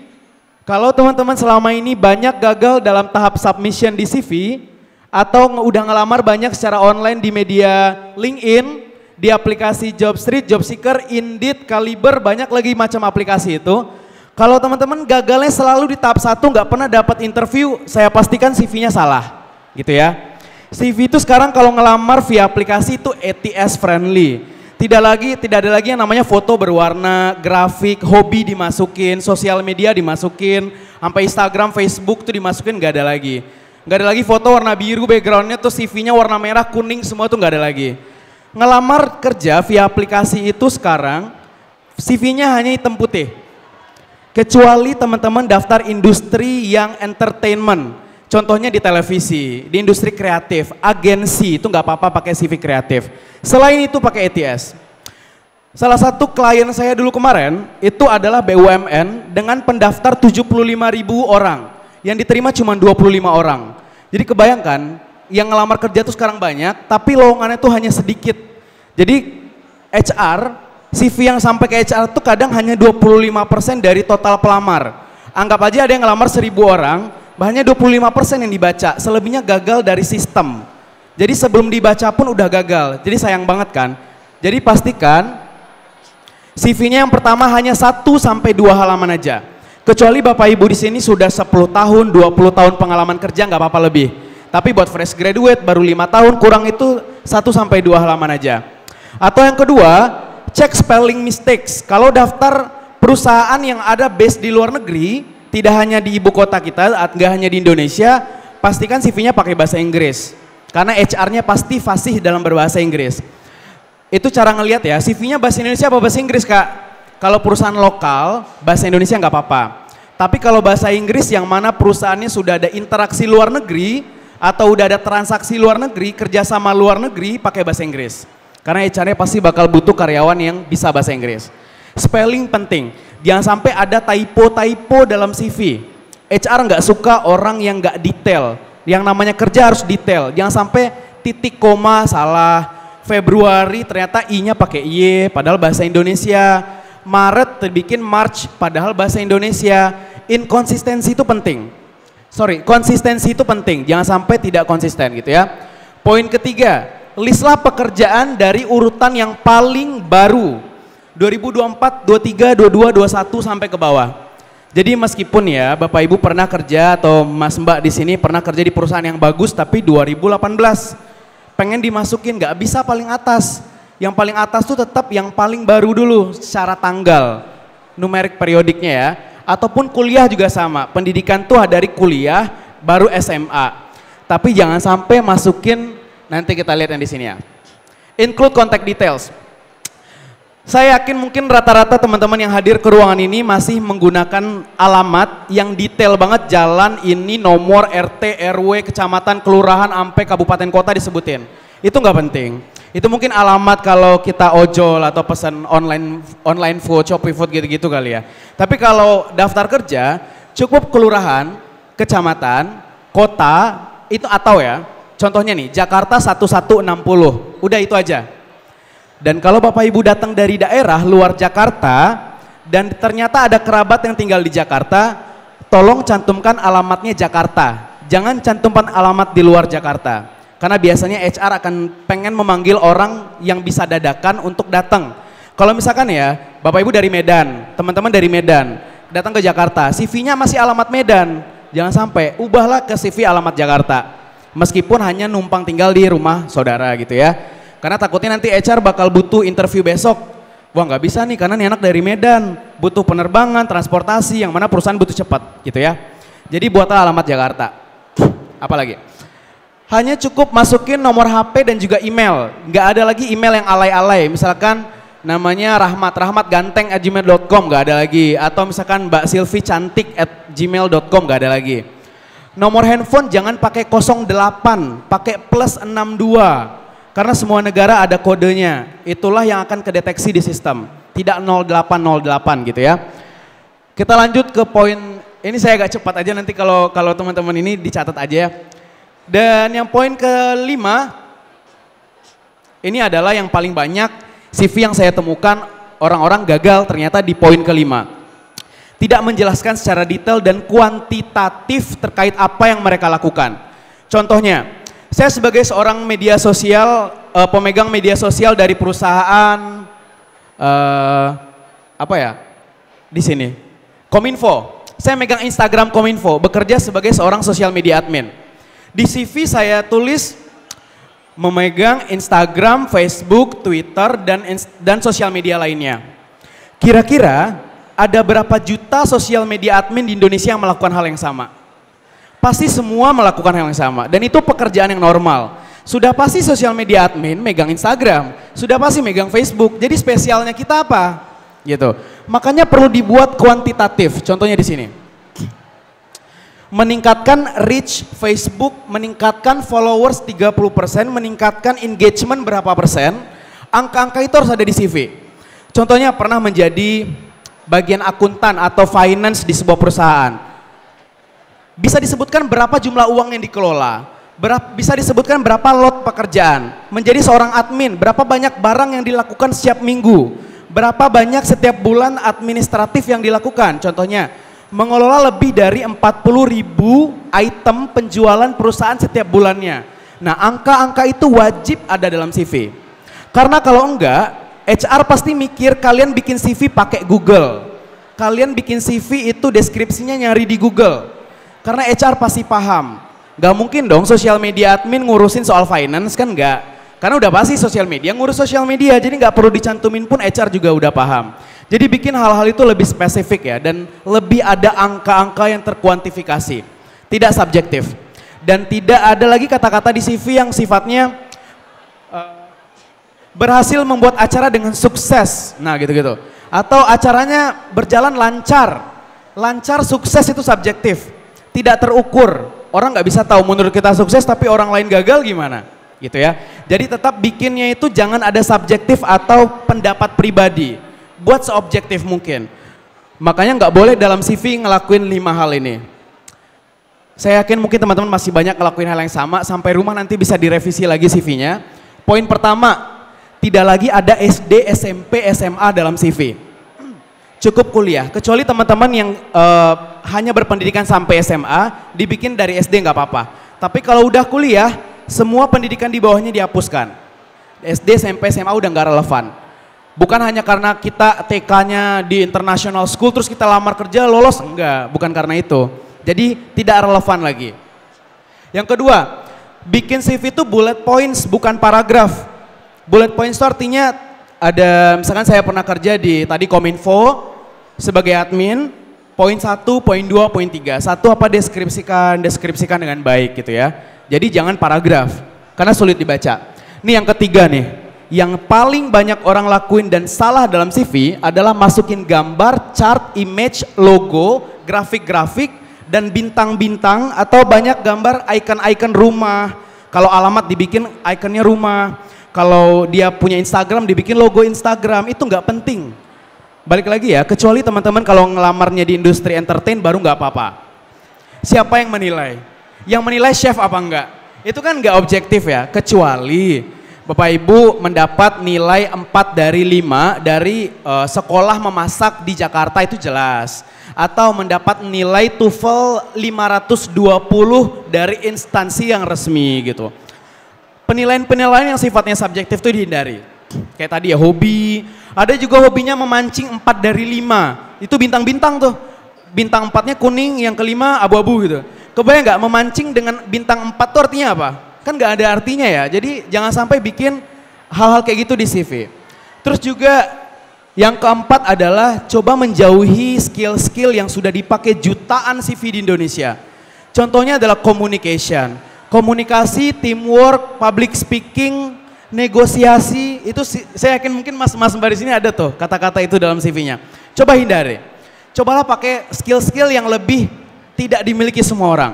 Contohnya, kalau di kampus atau di sekolah pernah jadi panitia pelaksana kegiatan, buatlah skillnya project management, organizational skill kalau memang pernah berorganisasi, kalau pernah mengatur waktu dari sebuah project, buatlah skillnya time management. Jadi skill-skillnya itu nggak lagi skill yang pasaran kayak komunikasi, public speaking, itu skill semua orang. Nggak ada bedanya kalian dengan jutaan orang yang ngelamar kerja di luar Jakarta ini gitu loh. Jadi akan jadi orang rata-rata, itu yang harus kita hindari ya. Dan yang terakhir itu adalah buatlah satu paragraf di atas CV yang menjelaskan kalian tuh siapa. Mungkin udah pada paham lah ya, kalau bikin CV kan di atasnya ada satu paragraf ya. Satu paragraf itu yang mendeskripsikan, jadi pokoknya orang baca satu paragraf itu bisa paham keseluruhan CV-nya. Kalian tuh siapa. Karena HR biasanya punya waktu hanya 30 detik sampai 1 menit buat ngelihat nih CV gue terima apa enggak. Kalau enggak gue reject, gue baca CV baru. Salah satu teman saya tuh kerja di startup. Dia nge-review CV itu sehari lebih dari 500 CV yang masuk. Bayangin. Mungkin nggak HR dari pagi sampai sore nge-review CV terus, apa nggak buta matanya. Jadi butuh istirahat pasti. Dan kadang kelelahan. Jadi jangan bikin CV yang rumpang. Sekali dilihat aja kayak udah nggak menarik gitu loh. Kayak kopong aja, kayak kosong isinya. Jadi bikin kalimat tuh lebih persuasif. Dipanjangin kalimatnya. Kuantitatif kayak gitu ya. Nah jadi ini adalah hal-hal yang harus dihindari. Dan juga hal-hal yang harus dilakukan dalam CV. Berikutnya kita masuk ke interview. Ini adalah salah satu tahap yang tricky, gampang-gampang, sulit-sulit, tergantung interviewnya. Kalau teman-teman bakal daftar di booth ini dan terpanggil interview pertama kali itu adalah interview HR, Human Resource. Interview kedua adalah interview user. Jadi bedakan approach gimana cara kalian untuk interview HR dan gimana cara interview user. Itu dua hal yang beda, ya. Kalau interview HR itu adalah interview pertama kali yang dilakukan ketika dapat panggilan setelah CV dikirimkan. Oke? Dan interview itu dua hal yang harus dipersiapkan. Pahami posisi pekerjaan dan pahami company-nya. Dua ini, baca website banyak-banyak. Kapan perusahaan itu berdiri? Siapa CEO-nya? Kok bisa perusahaannya dapat duit? Gimana cara bisa dapat duit? Bisnis apa yang dilakukan perusahaan itu? Gitu loh. Dan posisinya ngapain? Apa yang dilakukan oleh posisi itu gitu loh.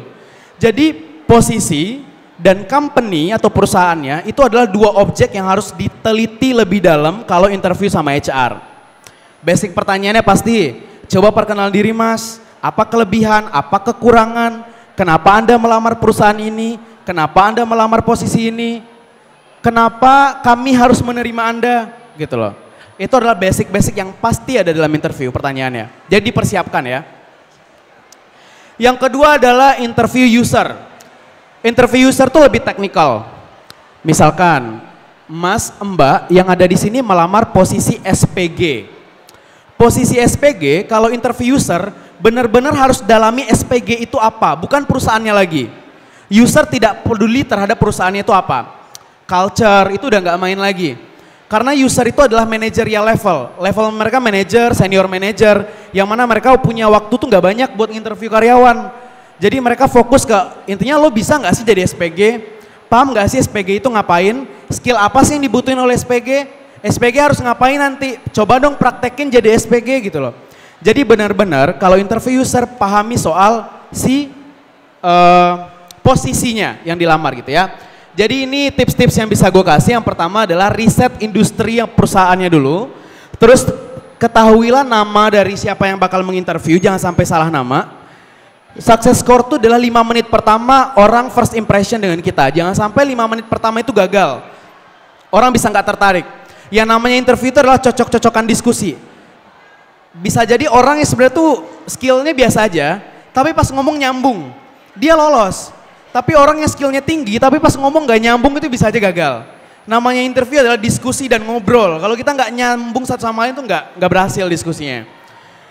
Make your selling points clear, behavior based interview. Ini biasanya pertanyaan yang lebih ke, coba Mas Mbak ceritakan momen ketika Anda gagal, bagaimana cara Anda bisa keluar dari kegagalan, atau coba sebutkan momen di mana Anda sukses. Kok bisa sukses? Nah, yang tidak ada jawaban benar dan salah itu adalah behavior based interview. Banyak perusahaan internasional di Indonesia sekarang udah pakai cara ini untuk interview. Fokus dan juga punya persiapan pertanyaan. Punya persiapan pertanyaan ini jangan sampai pertanyaannya pertanyaan yang bikin kalian gagal interview ya. Pertanyaan yang bikin gagal interview itu contohnya, apa visi misi perusahaan ini? Itu pertanyaan yang bikin kalian kelihatan nggak baca website, nggak baca company profile, nggak punya persiapan. Lebih tanyakan, apa tahap berikutnya dari seleksi ini? Yang kedua, bagaimana challenge yang akan saya alami ketika saya bekerja di posisi ini? Yang ketiga, apa ekspektasi Bapak Ibu terkait saya di posisi ini nanti? Jadi lebih ke futuristic gitu ya. Ini how to get your first job. Memang kalau teman-teman di sini ada yang fresh graduate, nyari kerjaan pertama itu bukan hal yang gampang. Tapi bukan hal yang sulit kalau misalkan memang didalami cara-caranya. Ada tips atau nature dari setiap tahap untuk rekrutmen. Yang pertama, set your expectation. Jangan berharap gaji tinggi untuk pekerjaan pertama. Carilah pengalaman dulu yang pasti. Yang kedua, network with peers. Bernetworklah, berinteraksi dengan banyak orang. Tidak hanya berinteraksi dengan teman-teman sebaya. Di sini ya udah ada yang punya LinkedIn kan? Yang punya LinkedIn jangan berkoneksi dengan teman, tapi berkoneksi dengan HR. Jadi vertikal ke atas, bukan horizontal. Berkoneksi dengan banyak atasan. Connect aja, spam terus gitu loh, sampai habis batas waktunya gitu loh. Jadi pokoknya berkoneksi lah. Consider job for experience, persiapan interview, pahami dulu apa-apa poin-poin yang ditulis di CV, jangan sampai lupa.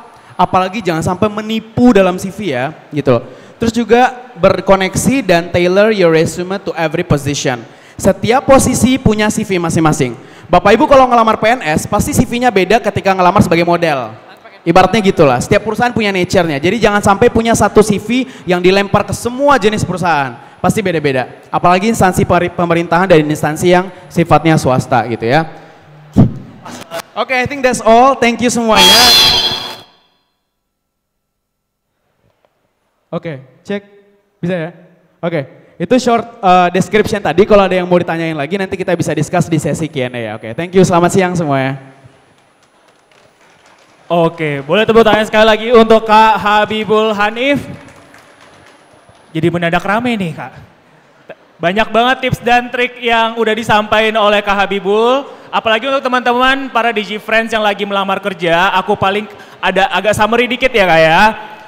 Banyak teknikalnya tadi ya Kak, tapi lebih tepatnya ya. Mungkin aku bantu rekap nih buat teman-teman DigiFriends yang baru join. Tadi Kak Habibul itu memaparkan tentang basic etika dalam proses melamar kerja. Nah itu lumayan banyak tadi, tapi aku coba summarize. Yang pertama, tentukan jenis pekerjaan yang diinginkan. Ya teman-teman, mungkin ada teman-teman yang S1-nya jurusannya apa, tapi teman-teman di luar dari kuliah, teman-teman ada skill atau hal-hal yang lainnya yang teman-teman ingin lakukan. Nah, tentukan passion teman-teman ya. Dan yang kedua, meningkatkan kredibilitas. Kredibilitas dalam hal talenta digital ya. Banyak sertifikasi online gratis yang bisa teman-teman dapatkan untuk meningkatkan kredibilitas CV teman-teman. Dan yang pastinya CV. Waduh, ini CV-nya banyak teknisnya tadi ya Kak ya. Tapi kalau teman-teman boleh dipelajarin lagi teman-teman, kalau bisa tadi buat CV-nya yang dua jenis ya, ada CV ATS friendly dan juga CV colorful, tapi intinya perhatikan perusahaan yang teman-teman pengen lamar, betul ya Kak ya?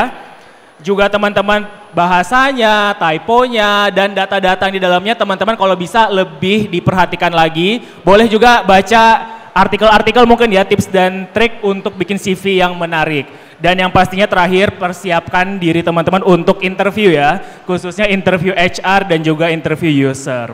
Baik teman-teman, mungkin udah banyak yang udah nggak sabar buat nanya nih ya, dari tadi udah nahan-nahan dari sesi pertama. Kami persilakan untuk teman-teman yang ingin bertanya duluan. Dari kakak yang kerudungin dulu ya, tadi dari sesi 2 pengen bertanya. Boleh dibantu teman-teman? Boleh perkenalkan nama? Ya, namanya boleh Kak.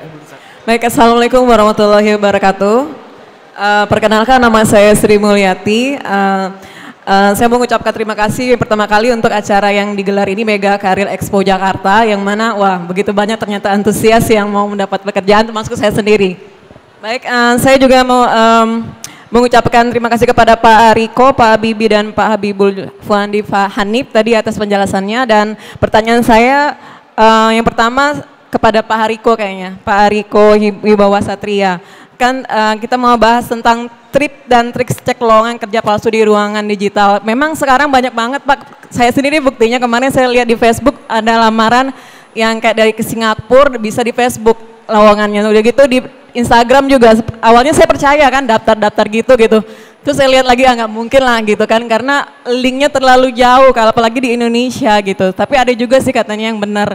Nah, pertanyaan saya Pak Hariko, bagaimana nih mengecek ini perusahaannya tuh benar apa enggak, terjamin apa enggak, jadi kita nggak salah. Karena kan kita kan namanya juga fresh graduate atau memang mau cari kerja banget, bahkan mau transfer uang tuh pun kita mau kadang kan, yang penting kita keterima gitu, kayak gitu.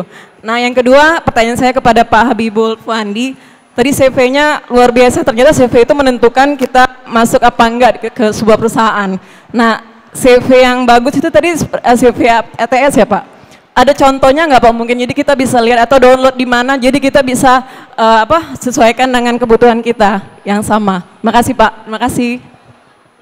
Oke, tadi aku mau rekap pertanyaan pertama, cara mengecek websitenya ya, betul ya Kak ya? Kepada Bapak Hariko, dan kedua contoh CV ATS udah yang disampaikan untuk Kak Habibul. Boleh dibantu Kak Bapak Hariko dulu?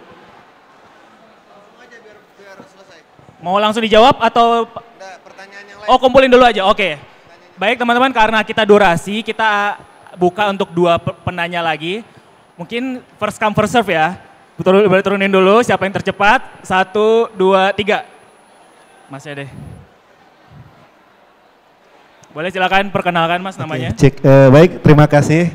Assalamualaikum warahmatullahi wabarakatuh. Waalaikumsalam. Nama saya Ahmad Purnama Jailani. Jadi terima kasih kepada penjelasan dari Trio H ternyata ya. H semua namanya Pak. Oke, tadi saat saya baca judulnya itu cukup menggelitik gitu ya. Mungkin lebih ke Pak Habibul ya, tapi mungkin bisa dijawab juga oleh Pak Habibie dan Pak Hariko. Pak pengen tanya nih, jika kita buka di akun atau website pencari pekerjaan, kan banyak sekali perusahaan-perusahaan besar memposting tuh. Apakah itu banyak yang benar atau memang sebenarnya itu hanya brand image aja? Wah biar terlihat nih kita lagi ngerekrut sales manager, lagi ngerekrut pekerjaan-pekerjaan yang levelnya tinggi seperti itu. Karena banyak sekali gitu kita temuin. Saya sendiri sudah 13 tahun bekerja sejak lulus kuliah, dan di 2 tahun terakhir ya banyak lolos juga, ternyata lolos dari media sosial seperti itu. Dari Jobstreet dan LinkedIn gitu kan. Nah itu seperti apa sih di HR kebanyakan? Lalu tadi terkait yang media sosial, mungkin kepada Habibie ini di luar konteks, saya sendiri kan sudah berkeluarga Pak, kita kan pasti pengen banget posting foto anak, foto istri gitu ya, sebagai kenang-kenangan gitu kan, tapi ternyata tadi diceritain banyak sekali disalahgunakan seperti itu. Nah, tapi di sisi lain kita ingin menunjukkan kepada perusahaan-perusahaan yang merekrut saat membuka media sosial kita, kita orang yang sangat baik gitu seperti itu. Nah, apa sih isi media sosial kita, contohnya Instagram yang bagus bagi dilihat oleh para perekrut seperti itu, Pak. Oke, baik, terima kasih. Baik, terima kasih. Dengan Mas siapa tadi, Mas? Ahmad Purnama. Mas Ahmad Purnama. Oke. Baik, penanya ketiga. Yang bertanya 1, 2, 3. Oke, Masnya. Boleh silakan. Boleh perkenalan namanya Mas? Perkenalkan nama saya Rizky Syaputra. Langsung aja Pak, ini untuk pertanyaan kepada Kak Habibul Hanif. Selain tadi CV yang disebutkan, itu kan dari CV banyak banget tuh namanya rejected CV gitu kan. Nah yang saya mau tanya ini adalah dari ketika sudah interview tahap berikutnya, itu di mana ada interview offering atau negosiasi salary. Nah gimana sih Kak cara negosiasi salary yang tepat agar tidak terlalu tinggi dari standar perusahaan tersebut atau agar tidak terlalu rendah gitu Kak? Karena mungkin banyak juga yang menego gaji yang lebih tinggi dari standar, akhirnya di situ dia sudah tidak dilanjutkan gitu untuk interviewnya. Paling dari saya itu aja sih Pak, terima kasih. Baik, terima kasih untuk teman-teman yang udah bertanya. Maaf aku mau cek namanya kakak tadi siapa Kak? Sri, Kakak Sri ya, penanya pertama Kakak Sri ditujukan kepada Bapak Hariko, Bapak Habibie, boleh. Cara mengecek website yang benar atau enggak itu gimana sih Kak? Oke, terima kasih Mbak Sri ya. Jadi gimana nih ketika kita melihat ada satu lowongan masuk ke kita, baik itu melalui WhatsApp, Instagram, terus kemudian dari Facebook, pokoknya dari sosial media atau dari website. Nah, Yang pertama adalah kita cek dulu valid atau tidak infonya. Ini validnya dari mana? Dilihat dulu. Yang memberikan informasi kita ini siapa? Kalau melalui percakapan, aplikasi percakapan, itu kita lihat siapa nih pengirimnya, kita kenal atau tidak, gitu. Nah kalau tidak kenal, telusuri dulu, dan kemungkinan besar itu palsu. Kalau tidak kenal, karena ini percakapan kalau di digital itu lebih ke personal, artinya dia tahu kontak kita, terus kemudian dia menghubungi kita. Terus kemudian kalau dia tahu nomor kita, misalnya saya mendapatkan nomor Anda dari LinkedIn Anda, atau dari sosial media Anda, atau dari tempat lain gitu. Telusuri dulu, kemudian websitenya. Ini perusahaan apa nih? Kalau dia perusahaan yang memiliki, misalnya dia PTA gitu. Nah PTA ini kita tanyakan, kita mengetahui websitenya apa nih? Kita browsing dulu, kita cari di beberapa search engine. Misalnya di Google nggak nemu nih, di Baidu nggak nemu, di Yahoo nggak nemu. Wah ini perusahaan apa nih? Nah ini patut kita curigai, ini kemungkinan palsu. Terus kemudian kalau misalnya dia kita mengetahui dari postingan di sosial media. Nah kita searching sosial media itu. Pertama akunnya valid atau tidak. Apakah dia memberikan hanya sebatas informasi lowongan atau dia dari akun yang secara resmi dikeluarkan oleh perusahaan itu. Gitu. Nah kalau dia keluar dari perusahaan itu kemungkinan besar valid. Tapi kalau dia dikeluarkan dari akun yang kita tidak mengetahui, kemungkinan tidak valid. Atau dia keluar dari akun yang menyediakan informasi lowongan kerja, itu juga kemungkinan tidak valid. Nah kita agak negatif thinking dulu nih. Walaupun wah ini kayaknya platform resmi nih, tapi kita harus cross check dulu. Melalui apa cross checknya? Cross check melalui perusahaannya, websitenya. Apakah di websitenya tersebut menyediakan lowongan atau tidak? Logikanya kayak gini, sebuah platform job seeker, dia ingin menginformasikan ada lowongan di sebuah perusahaan itu, biasanya dia akan menghubungi HR-nya, perusahaan tersebut melalui human resource-nya. Nah kalau dia ada, biasanya secara resmi akan ditampilkan di websitenya. Kalau dia tidak ditampilkan di websitenya, nah ini ada kemungkinan kita curiga ini benar atau tidak, gitu. Nah terus kemudian kalau itu valid baru kita follow up. Kalau tidak valid jangan di follow up, karena kemungkinan besar penipuan itu ada, gitu. Karena banyak sekali, nih walaupun tidak terpublish, banyak sekali informasi yang kita dapat itu penipuan di dunia lowongan pekerjaan sangat tinggi di Indonesia. Bukan hanya di Indonesia, di Thailand tinggi, di Singapura tinggi. Nah, hati-hati. Nah, mungkin Pak Habibul lebih pengalaman nih di Singapura. Bagaimana penipuan di Singapura untuk lowongan pekerjaan? Walaupun penipunya tidak di Singapura, penipunya di Hong Kong, bisa jadi penipunya di Eropa atau dan lain sebagainya. Nah ini harus hati-hati. Nah terus kemudian yang terakhir, Kominfo sudah menyediakan platform. kominfo.go.id, nanti di searching aja berita-berita atau informasi yang sifatnya hoax. Nah di browsing di situ, apakah itu termasuk bagian yang di searching sama Kominfo atau yang di screening sama Kominfo? Nah kalau itu bagian yang di screening maka bisa dicek di website itu. Nah kemungkinan itu valid, dan kalau itu tidak ada hoaxnya berarti bisa jadi kita follow up atau kita teruskan dengan lowongan tersebut. Demikian, terima kasih. Baik, terima kasih Kak Habibie, luar biasa. Oke, selanjutnya pertanyaan kedua Kak Sri, contoh CV ATS friendly. Oh, mau menambahkan? Silakan Bapak Hari. Oh, ya. Silakan. Baik, terima kasih. Saya tambahan sedikit buat Mbak Sri ya. Di setiap media sosial itu ada fitur search, mencari gitu ya. Artinya kita bisa menulis kata kunci perusahaan itu, nama orang, sehingga siapa-siapa saja yang pernah mempercakapkan tentang perusahaan itu atau nama-nama yang ada di situ. kita bisa melihat tonnya di situ apakah dia negatif atau positif. Karena kalau kita hanya mengecek pemberitaan di media online atau di Google, biasanya hanya positif-positif saja. Tapi menurut saya yang cukup membantu kita itu adalah percakapan para netizen di media sosial, ya kan? Misalnya kalau ada satu nama besar, kalau kita ketik di Google, bisa jadi ton tentang dia itu positif terus. Tetapi kalau kita ketik di mesin pencari di Twitter, di TikTok atau dimanapun, biasanya kelihatan bobroknya gitu. Nah selanjutnya, Mas ini ya kita silang-silang aja ya saling menjawab.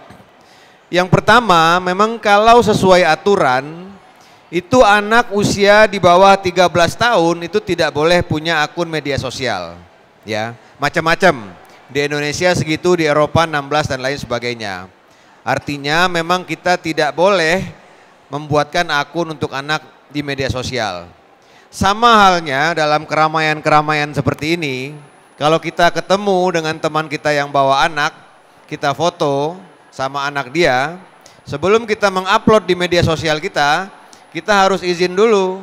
Ini gua mau ngupload foto ketemu sama lu tadi di Smesco, tapi ada anak lu, tolong di-cut dong. Kadang-kadang begitu kan. Kan kita nggak tahu dia punya istri berapa kan.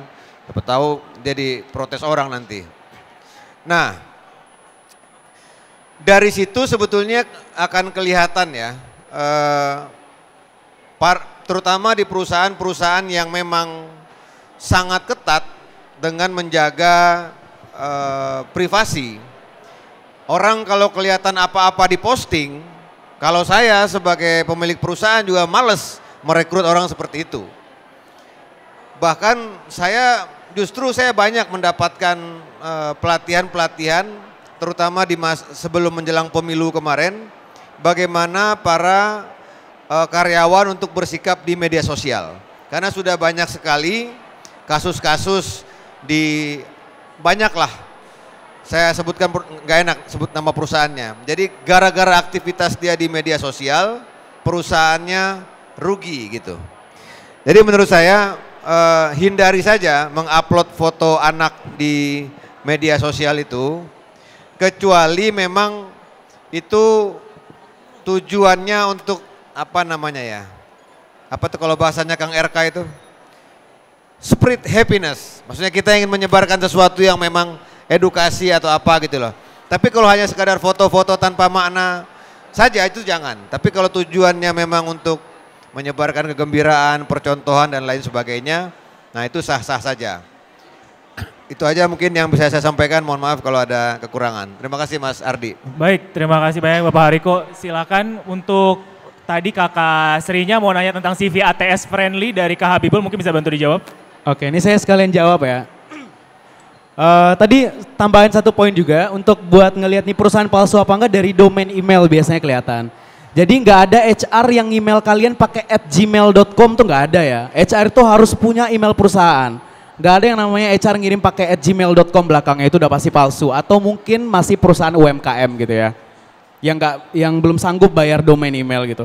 Nah, buat teman-teman yang mau download CV ATS itu barusan gue udah upload di LinkedIn. Bisa dilihat aja di LinkedIn postingan terbaru saya, Habibul Fuadi Hanif.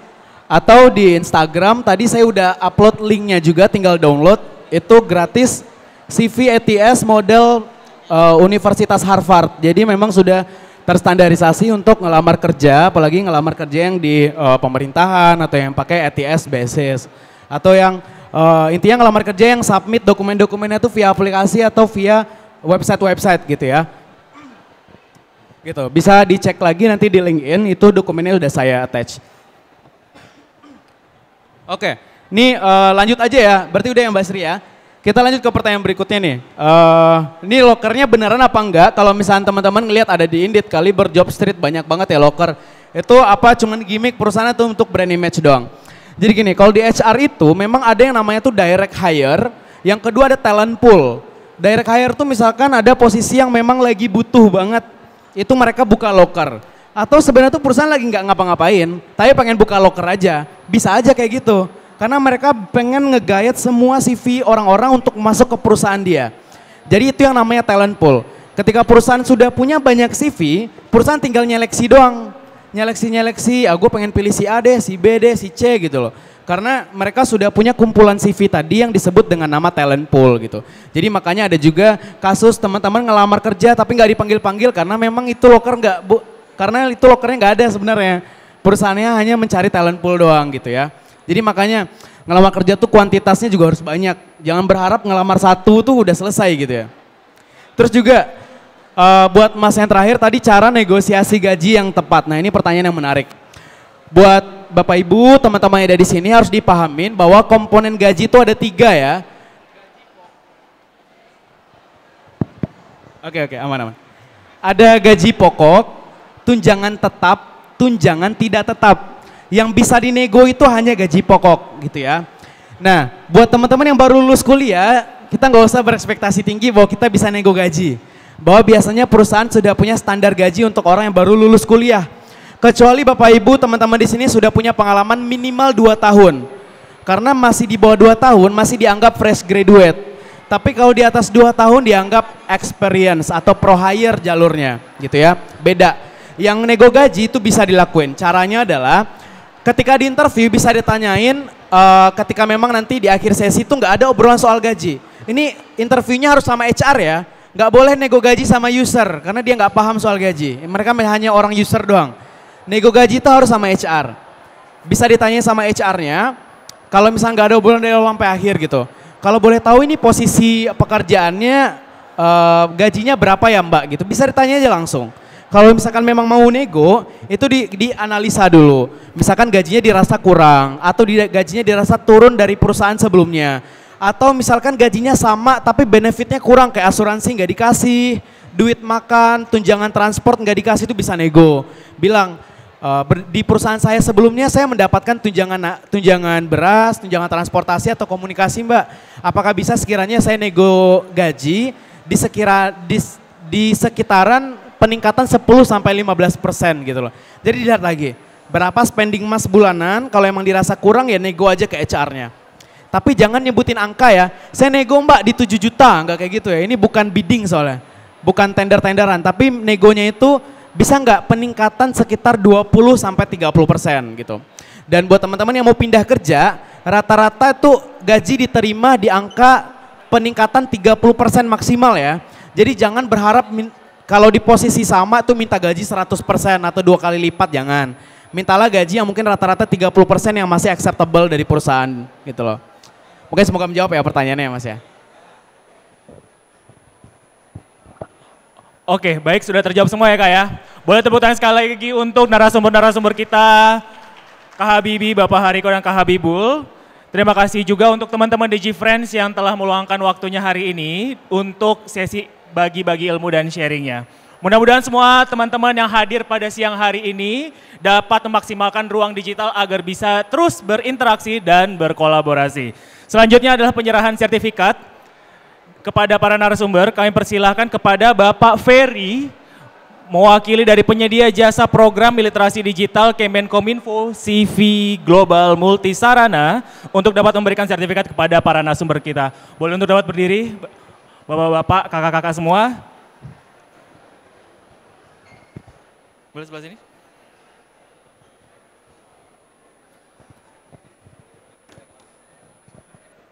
Kita akan foto bersama dari Bapak Ferry kepada 3 narasumber. Kak Habibie Yuke Zain, Bapak Hariko Wibawa Satria, dan Kak Habibul Fuadi Hanif. Boleh untuk tim dokumentasi untuk mengabadikan momen ini. Dimohon untuk tetap berada di stage, Kak Habibie. Setelah penyerahan sertifikat, kita akan foto bersama.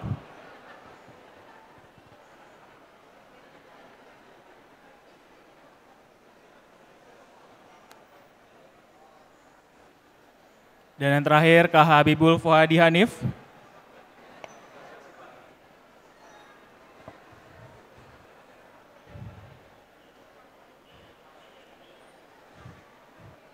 Oke, sekarang kita akan foto bertiga, Bapak Ferry. Boleh kita foto dengan salam literasi dengan menunjukkan dengan simbol huruf L. Boleh. Siap, 1, 2, 3. Mau foto sekali lagi dan pose tanpa gaya literasi juga boleh. Foto biasa, senyum ke kamera boleh. 1, 2, 3. Oke baik, boleh tepuk tangan sekali lagi untuk para narasumber kita yang paling kece hari ini. Terima kasih juga kepada Bapak Ferry yang telah meluangkan waktunya Bapak, terima kasih. Terima kasih Mas. Terima kasih juga Bapak. Terima kasih juga Kak. Oh iya. Oke teman-teman DigiFriends, akhirnya kita sudah sampai pada penghujung akhir acara. Kami ingatkan kembali ini untuk teman-teman yang belum scan QR Code, boleh banget teman-teman mampir ke booth literasi digital Kominfo untuk teman-teman mendapatkan hadiah-hadiah menarik tentunya dari literasi digital Kominfo.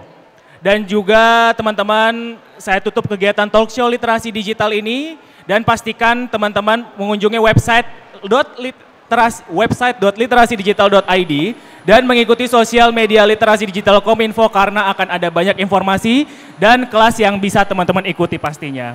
Teman-teman dimohon tetap berada di area stage karena Kak Yolanda sebentar lagi akan ikut bergabung ya. Ini belum selesai ya teman-teman ya. Masih banyak bagi-bagi hadiah nih dari Kak Yolanda. Oh iya, teman-teman yang belum sempat bertanya, teman-teman boleh banget bisa bertanya lebih langsung kepada rekan-rekan literasi digital di booth literasi digital Kominfo. Sesaat lagi kita akan sambut Kak Yolanda. Saya Ardi Ginting mengucapkan terima kasih atas perhatian dan partisipasi teman-teman semua. Sampai jumpa di Makin Cakap Digital 2024 berikutnya. Salam literasi. Terima kasih.